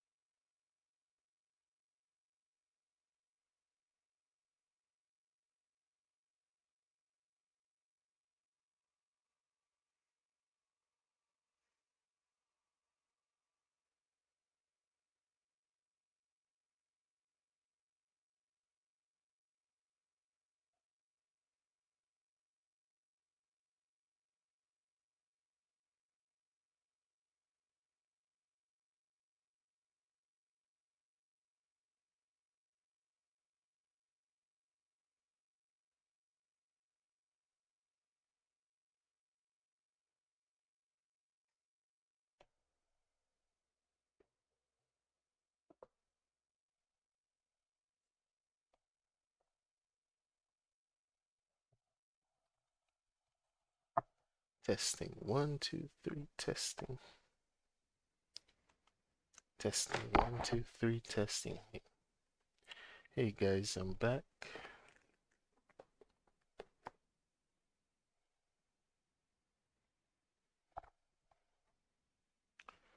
Let me just ensure my audio is working. I'll be ending the stream soon because it's getting late.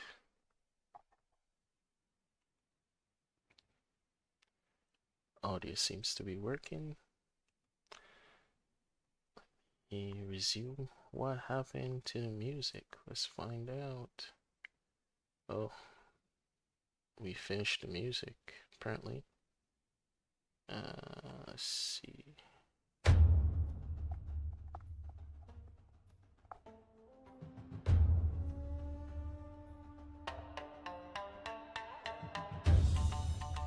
Okay. Ooh, like it. Shout out to Koyuchi Shamisen Beats. I hope I'm pronouncing his name right.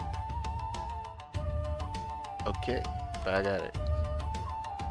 Okay, so as you can see, I only create the null layout when there is no layout with shader that has descriptor set. And once I create it,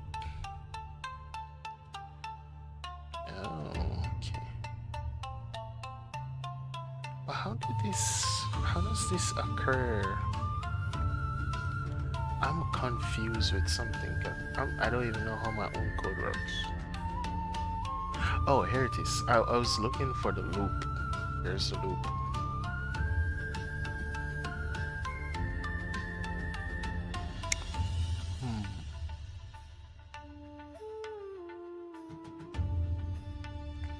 Where is this pipeline layout?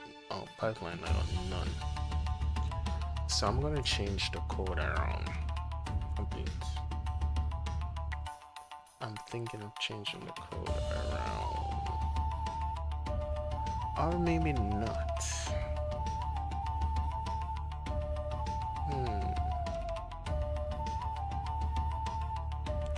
Or is it too much?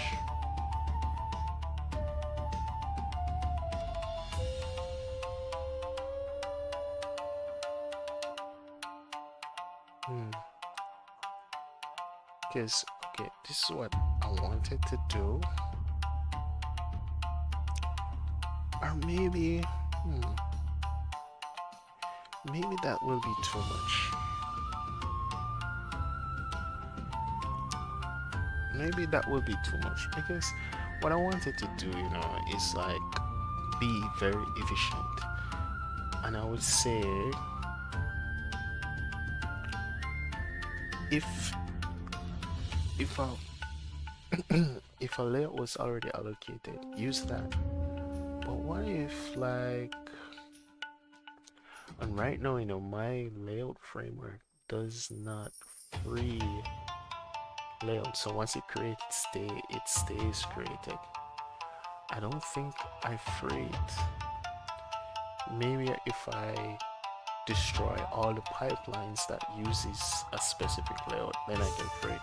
But the problem is I have with it is that it will create a sort of inconsistency, which is not good. While it will be more efficient, you want something that is consistent. You want to know, if I make this pipeline, it's going to use this layout. It's not going to choose the one that already exists because it's compatible. It's going to only use this layout for this pipeline. And I'm seeing where, even though if I made it more efficient, it's not going to be good because it's not consistent. So I'm thinking of dropping that idea. I'm not going to bother use that idea. So I'm not going to bother use that idea.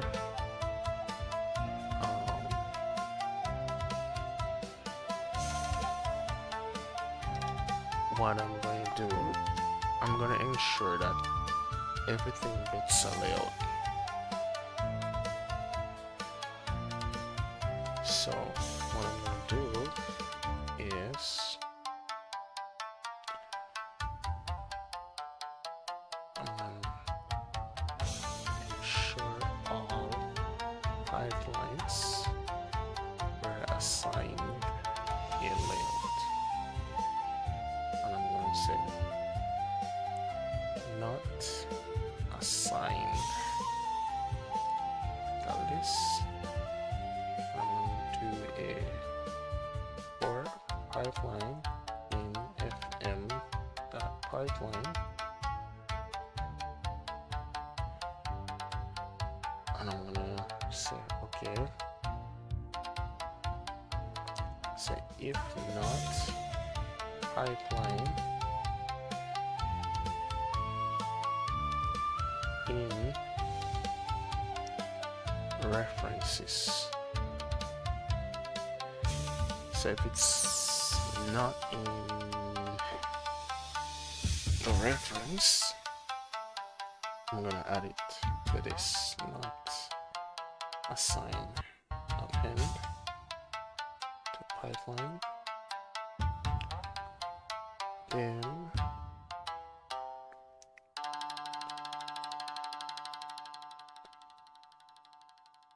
I'm going to do if not assigned. Right? If not assigned, then what that means is that we need a pipeline layout. We need to do this again. Basically all this code.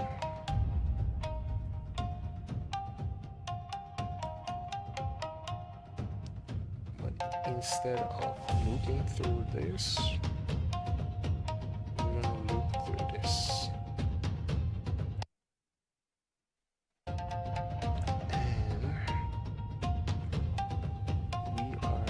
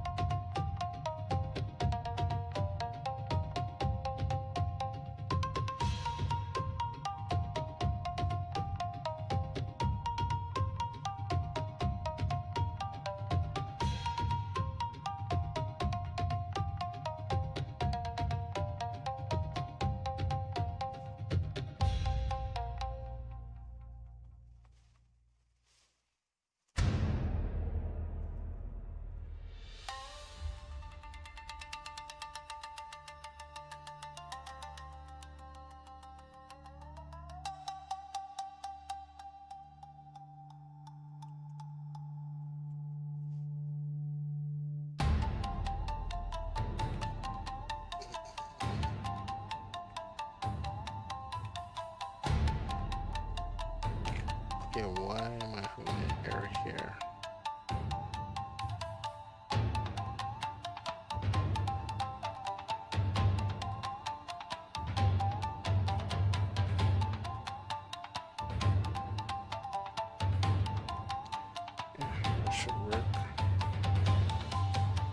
So if I generate this again.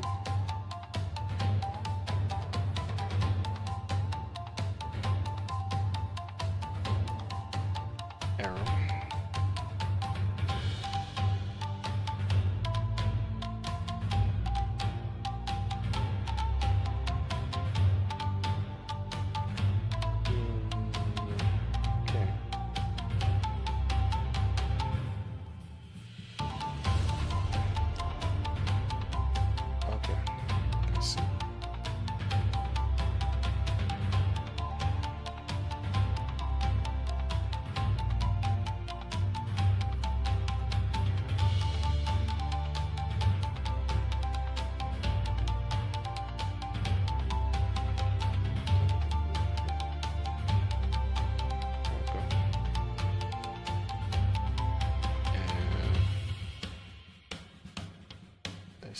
Test here.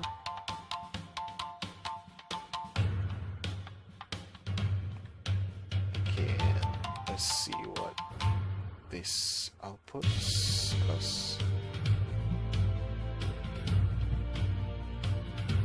here's a no, and there we go. Just like that, we fix it. And it should show in our code. Regenerate that.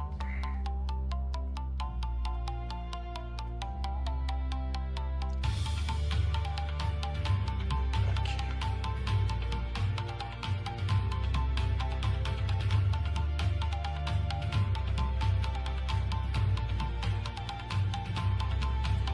There it is.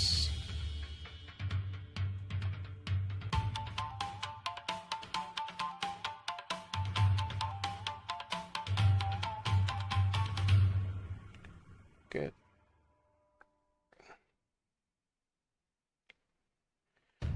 So that was good. That was good. That was a very productive thing we did. Okay.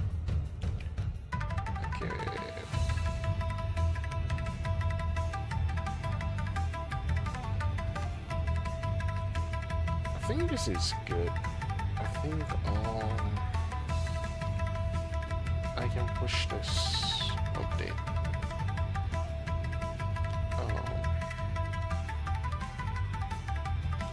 I'm gonna update VkForge.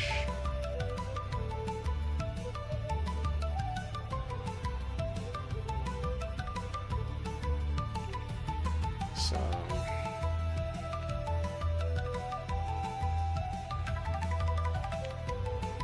I'll push this to 9.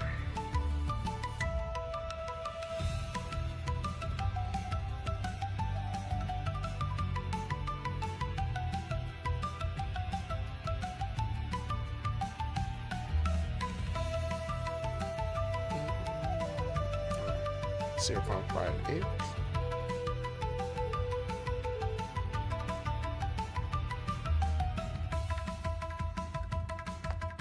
Put this to 9.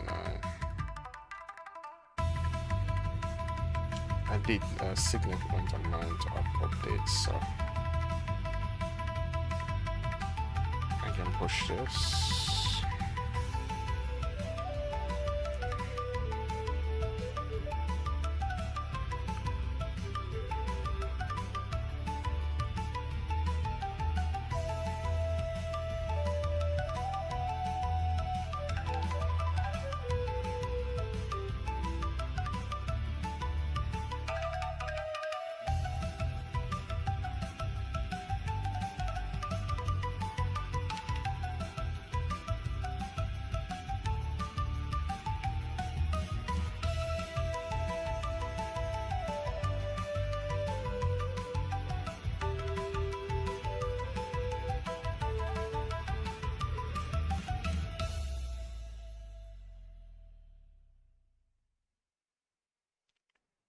What does this mean?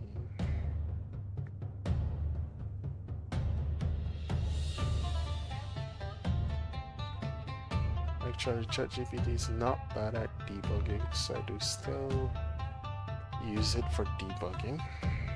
So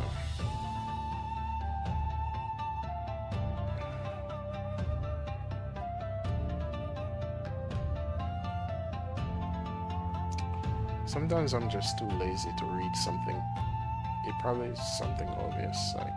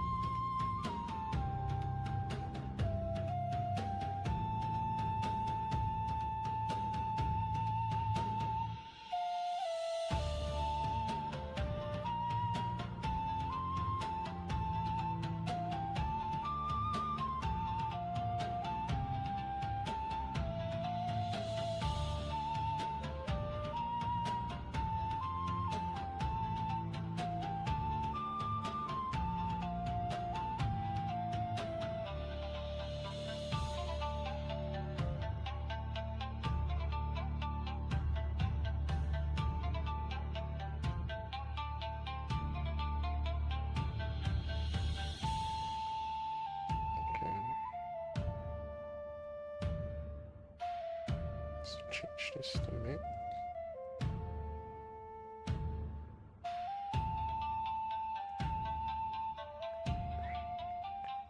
Let's try that again.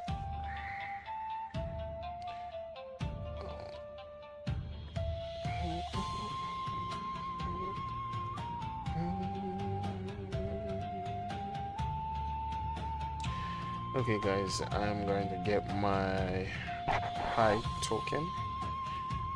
So give me a second.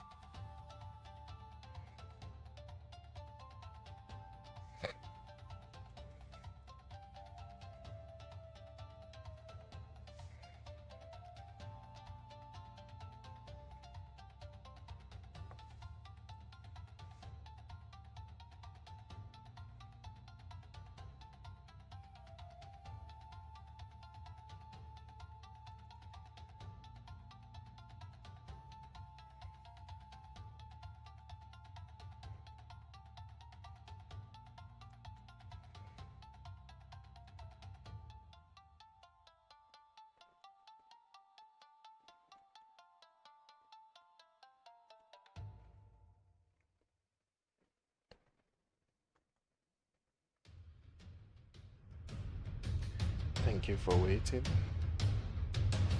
I just uploaded it. So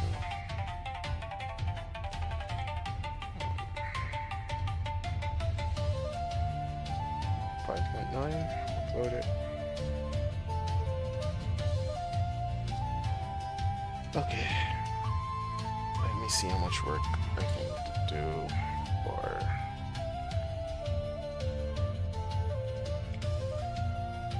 Oh, I didn't even save that.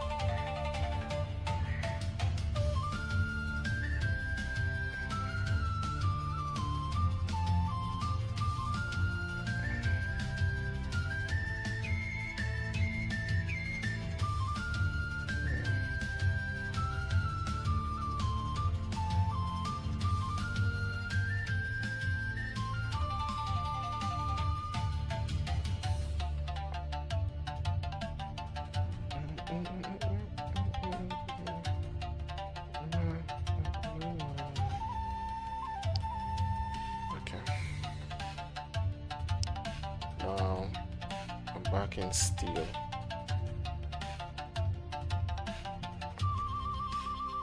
So what updates do I want to do for Steel?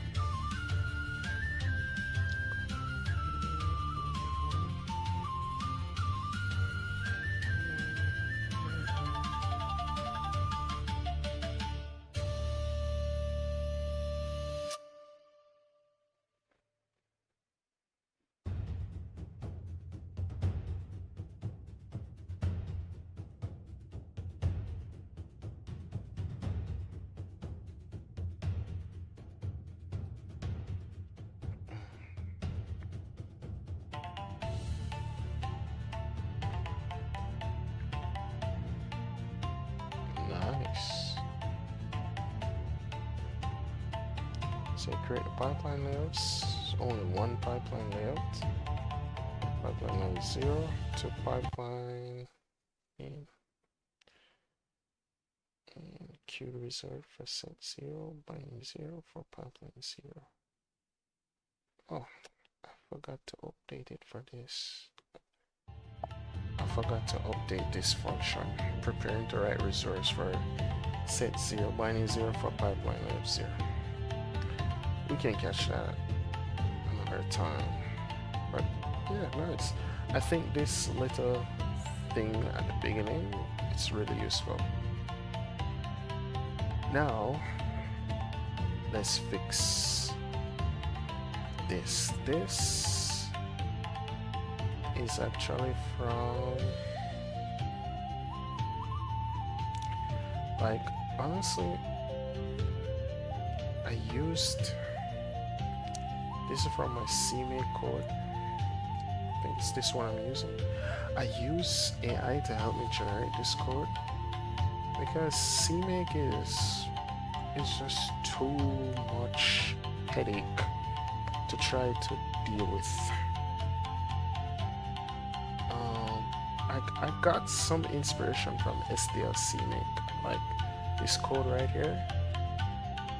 I got inspiration from SDL CMake. I literally copied it from SDL CMake. So I initially built it myself first, and then I use CMake to, I use AI to refine the code. But there's an error going on with this. thing right here. It's copying the same file twice, which is wrong. It should be copying, there are two files, one called card, one called static. Should be copying them separately. So let me see if DeepSeek can help me with this. Let me try clear my chat. Please don't look at my chat.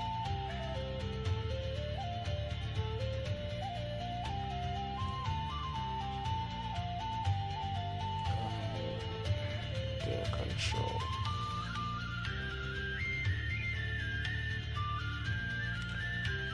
Alright.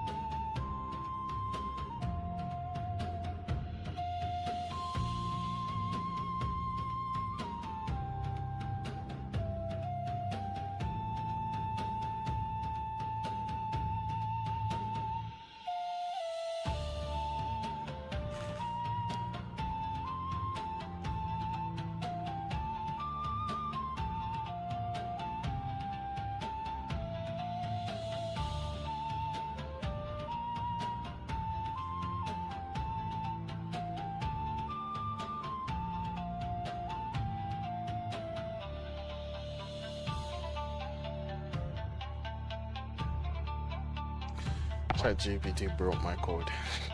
The fuck, dude? I want to keep the original.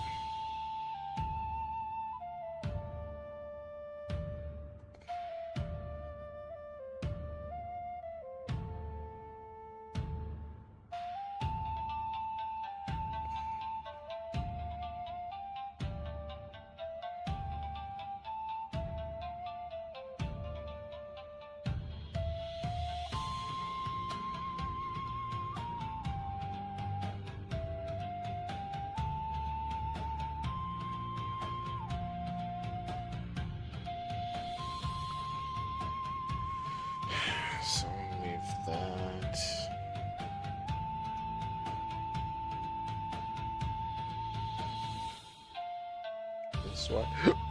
This is why AI sucks sometimes.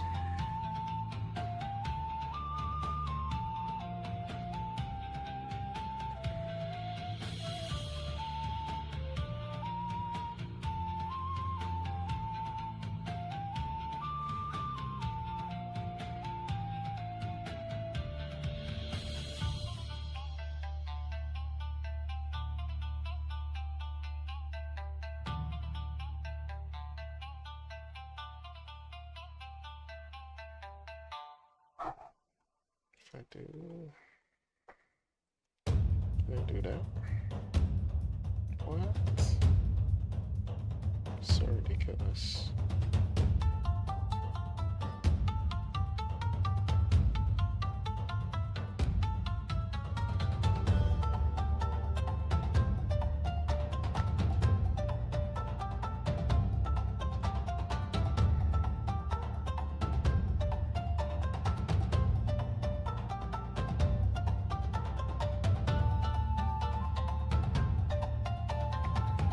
How does this make sense?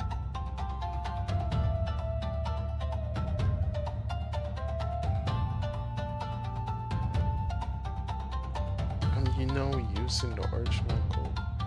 Oh, I think I know why I did. Break.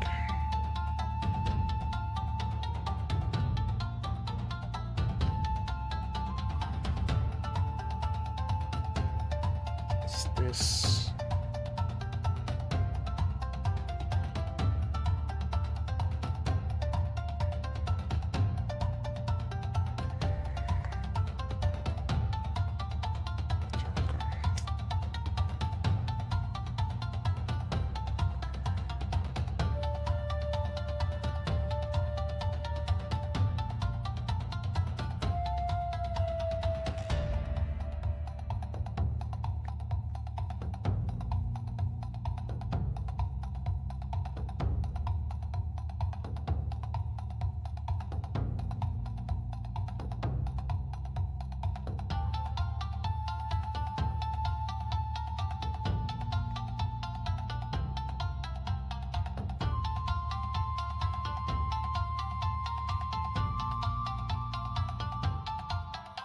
So I'm gonna change this.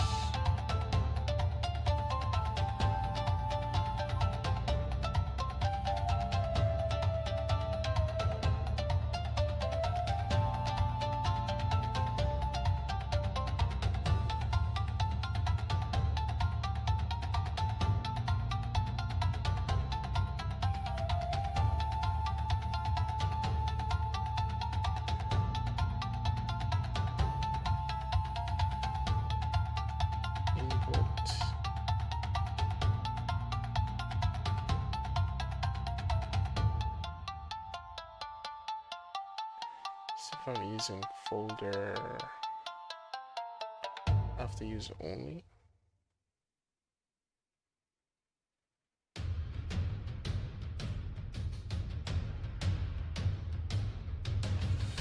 think I can.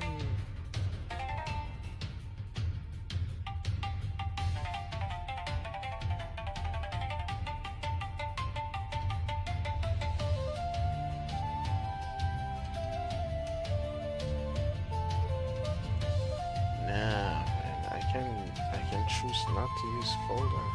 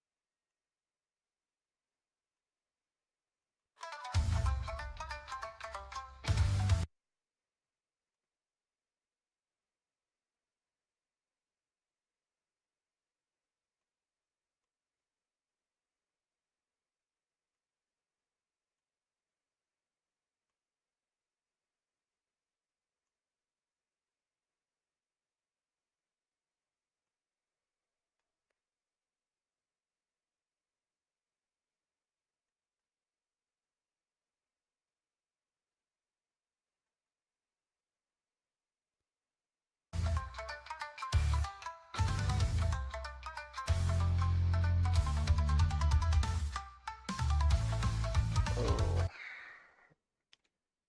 let me ensure that this allows.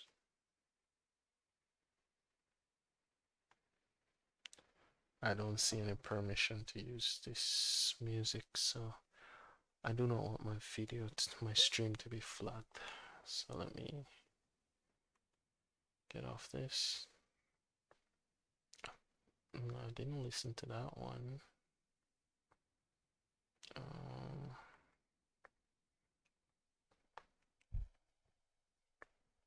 I think I listened to this one, no?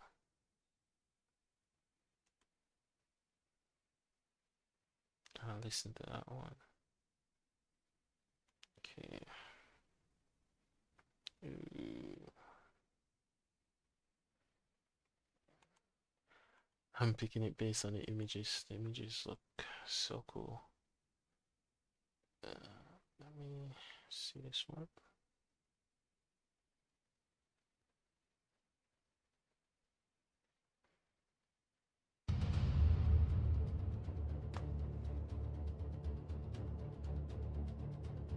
Some badass.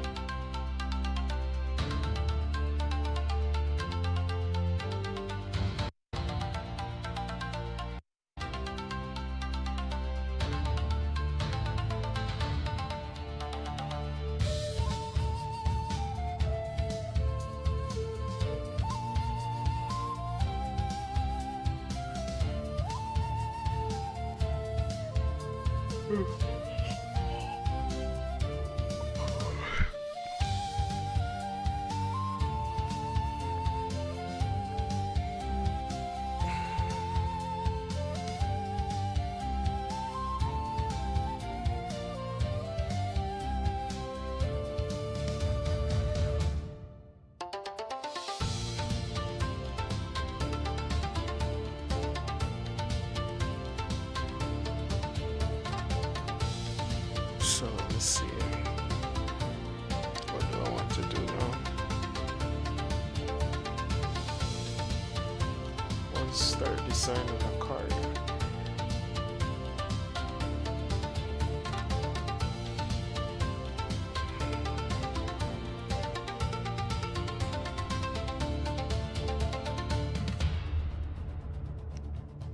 So let me see if ChatGPT can give me some ideas.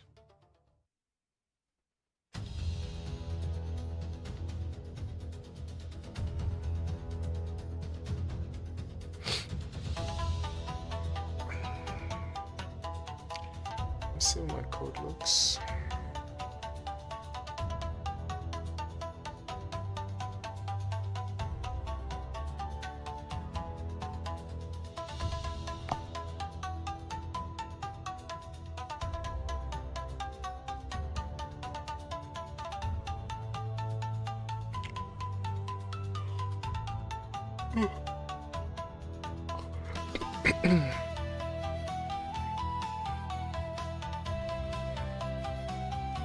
So I created this mini asset library.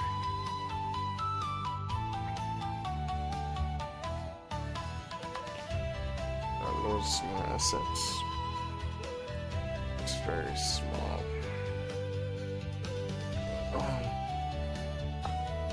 Let's go in my main code. So I create a game object. Every frame I reset the entity, update game events, and update the game frame. This is the updates per second, and this is the draw per second.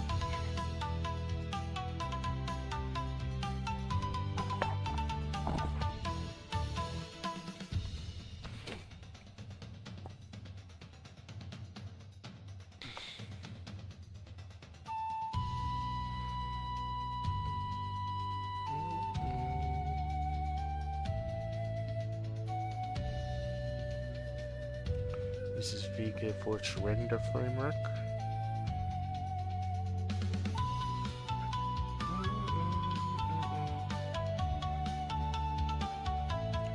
I anticipate that this is going to see some significant updates because I want to support some really awesome shader effects, and I'm going to have to use like render targets post-processing to do that, and now going to require me to implement some updates to this to support that.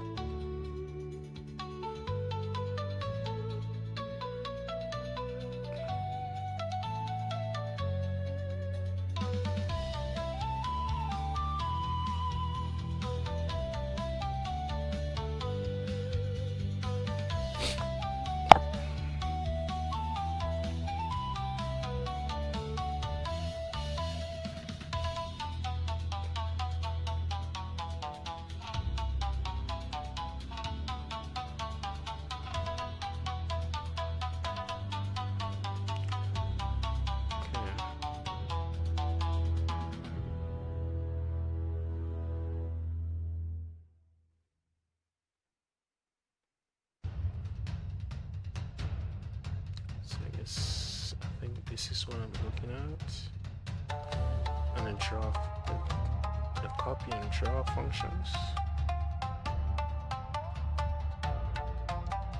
and the update function.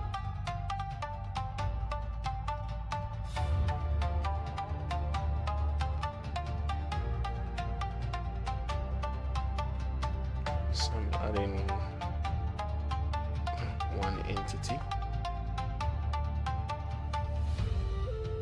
And that position, that size, that rotation.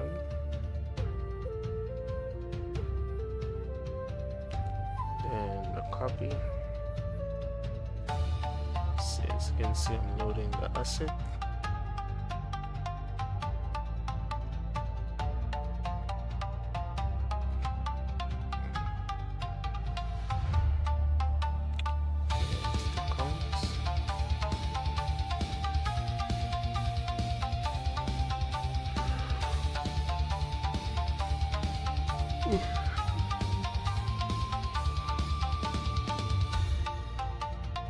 Queuing the descriptor resource, writing the resources.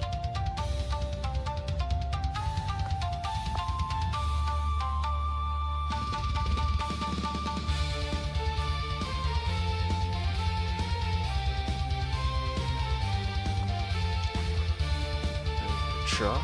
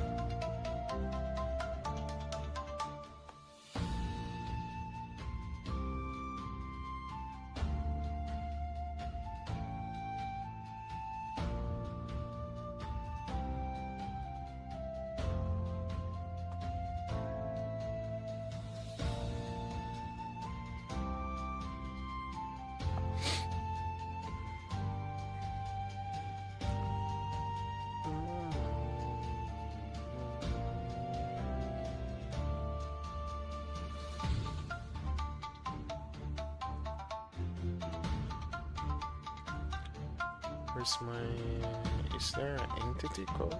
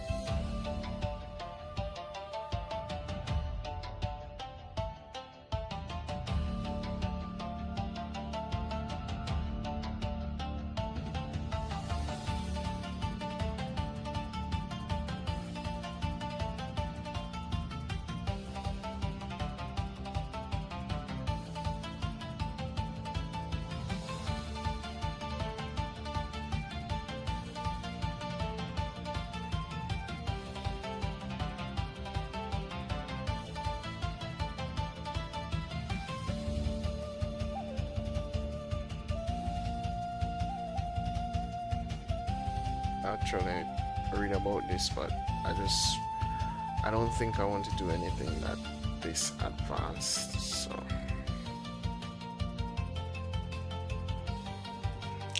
I literally share my code, and you're talking about triangle.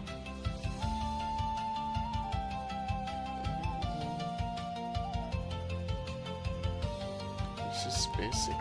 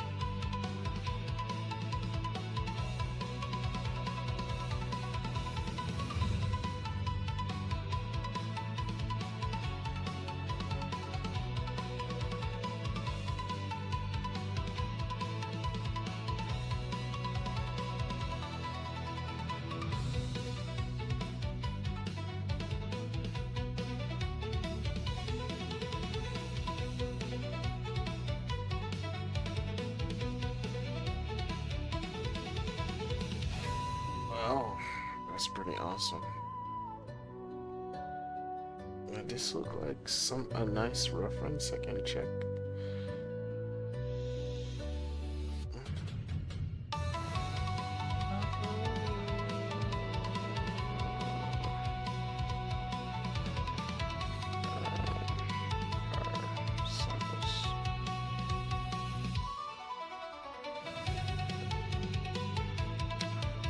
Start this one.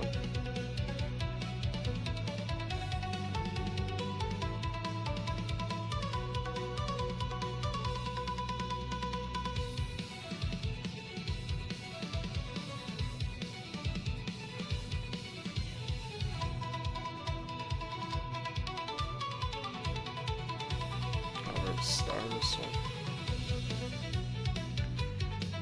Okay, I think I'm just gonna. I don't think there's anything I need to do for VkForge right now at this point in time. I think I'm going to focus on steel.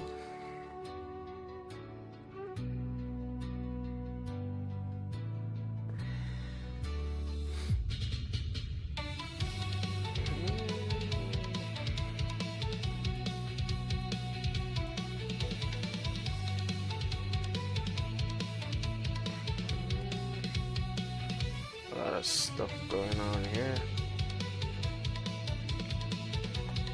This was my attempt at making a universal language, and I realized that it's literally a crazy thing to try. I put a pause on it, and this is my parser generator. I've temporarily removed it from itch.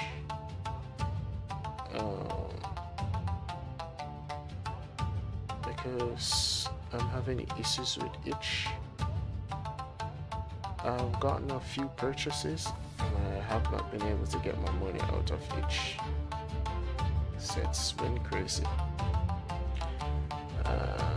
Yep. I'm planning to make a programming language, guys, so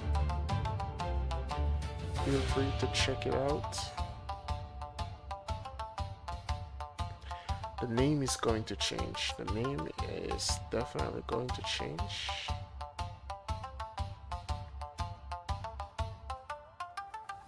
It's so small.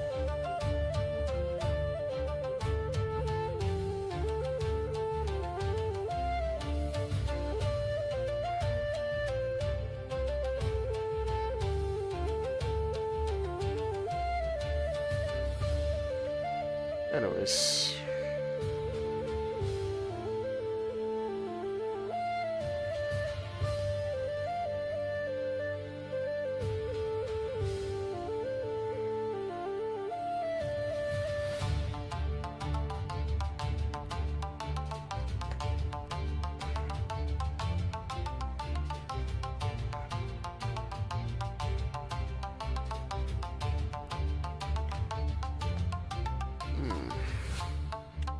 Actually, I think I'm gonna use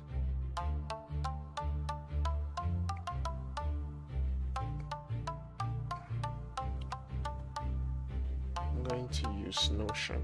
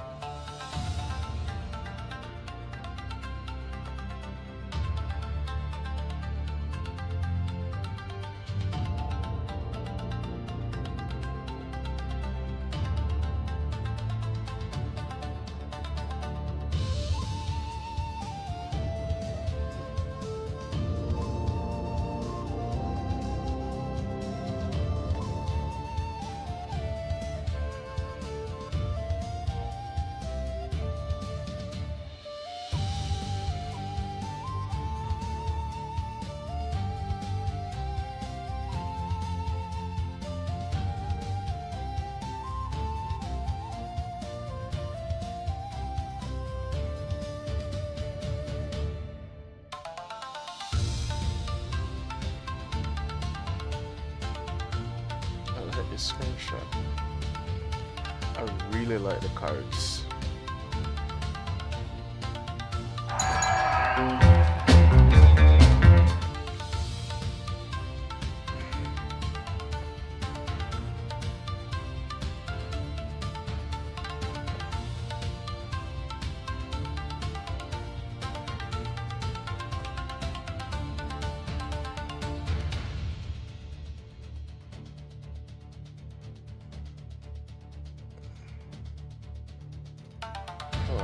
Signed up. I didn't even remember. Oh, that's a problem. I canceled my subscription, so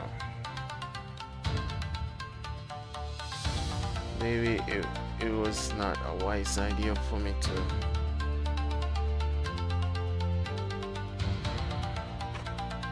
have created a custom email so early, and I've not being successful starting a business.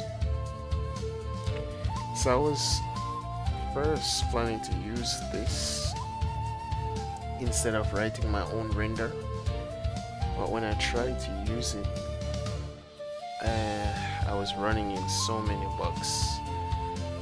I just decided that I'm just gonna write my own render anyways.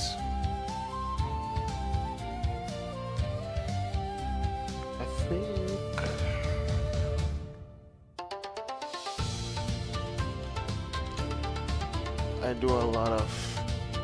I probably should do a video one of these days on my take on video games.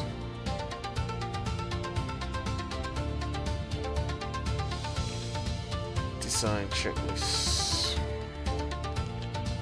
I think I'm going to try to avoid using this account because I'll cancel my subscription and I might get locked out of things. So gonna use my personal Notion.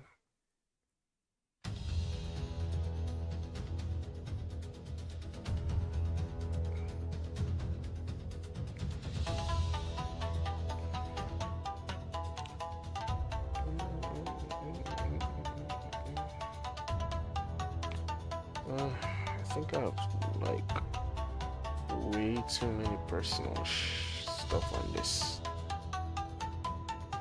Yeah, way too much personal stuff on that. I probably could create a free Gmail account. I mean, I'm not gonna be locked out, right?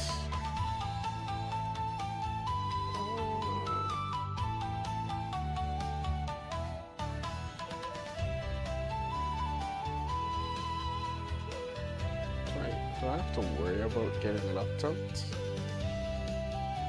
Let's see.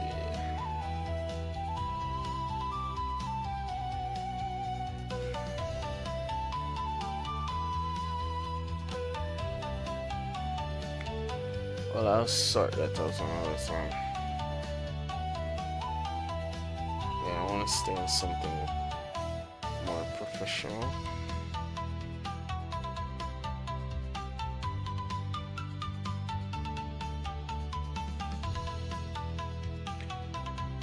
I should do a video. I have a lot of take on things. I should do a video one time. Anyways.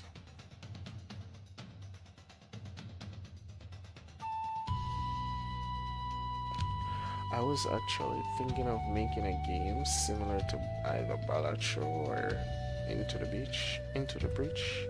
And I was thinking of making a sword fighting 2D game.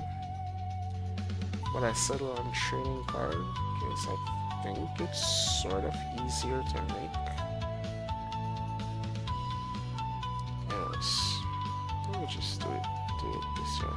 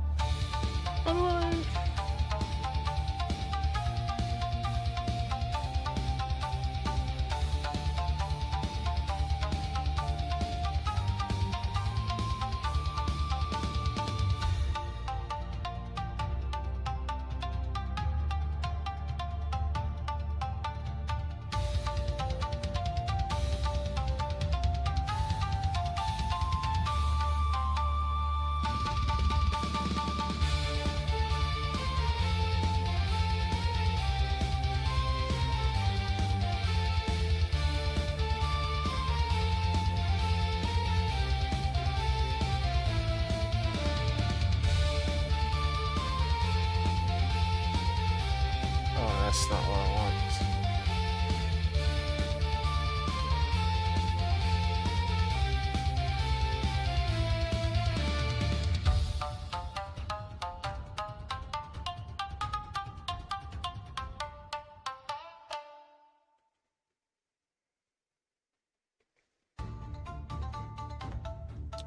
I want it inline.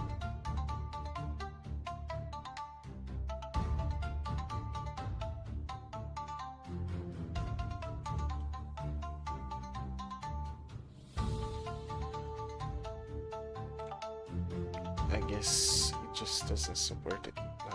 It doesn't support that. I guess it's fine.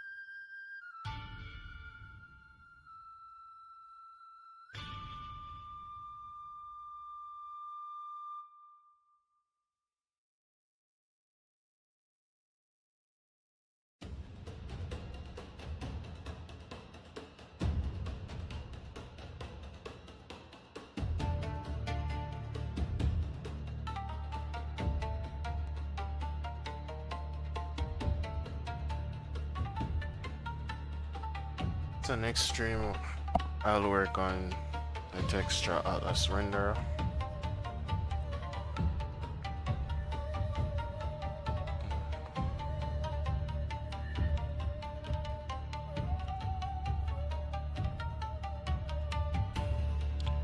This is what I'll be using.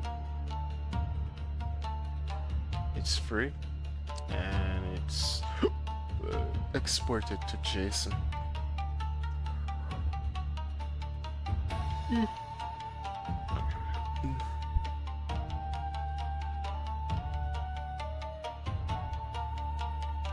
I think I also have the app.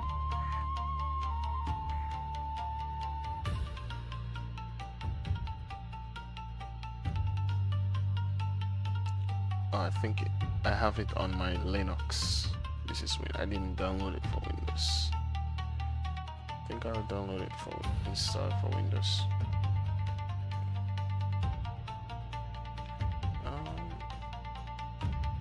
Or was it always online, huh?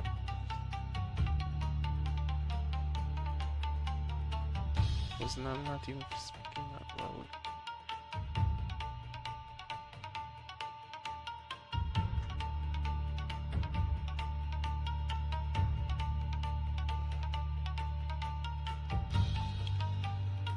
Yeah.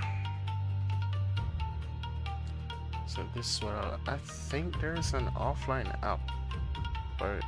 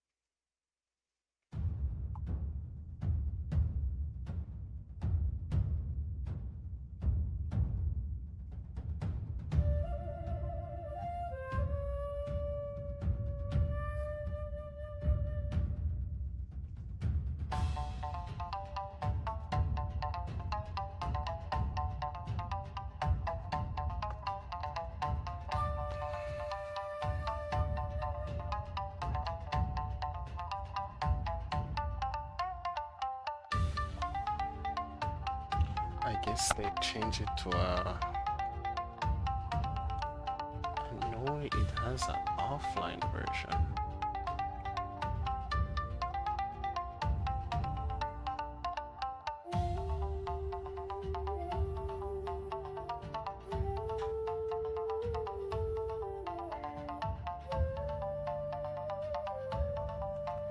Yeah.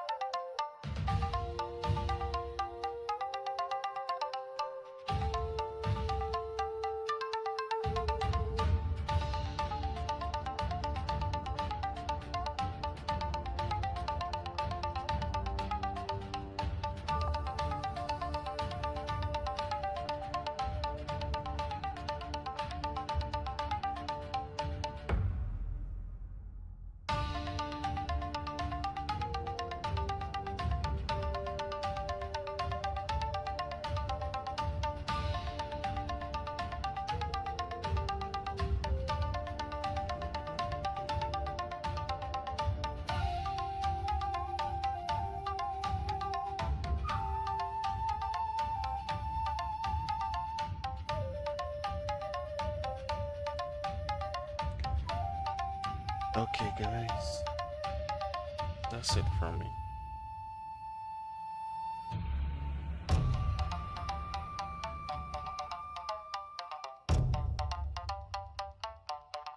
I've been streaming for like 3 hours now.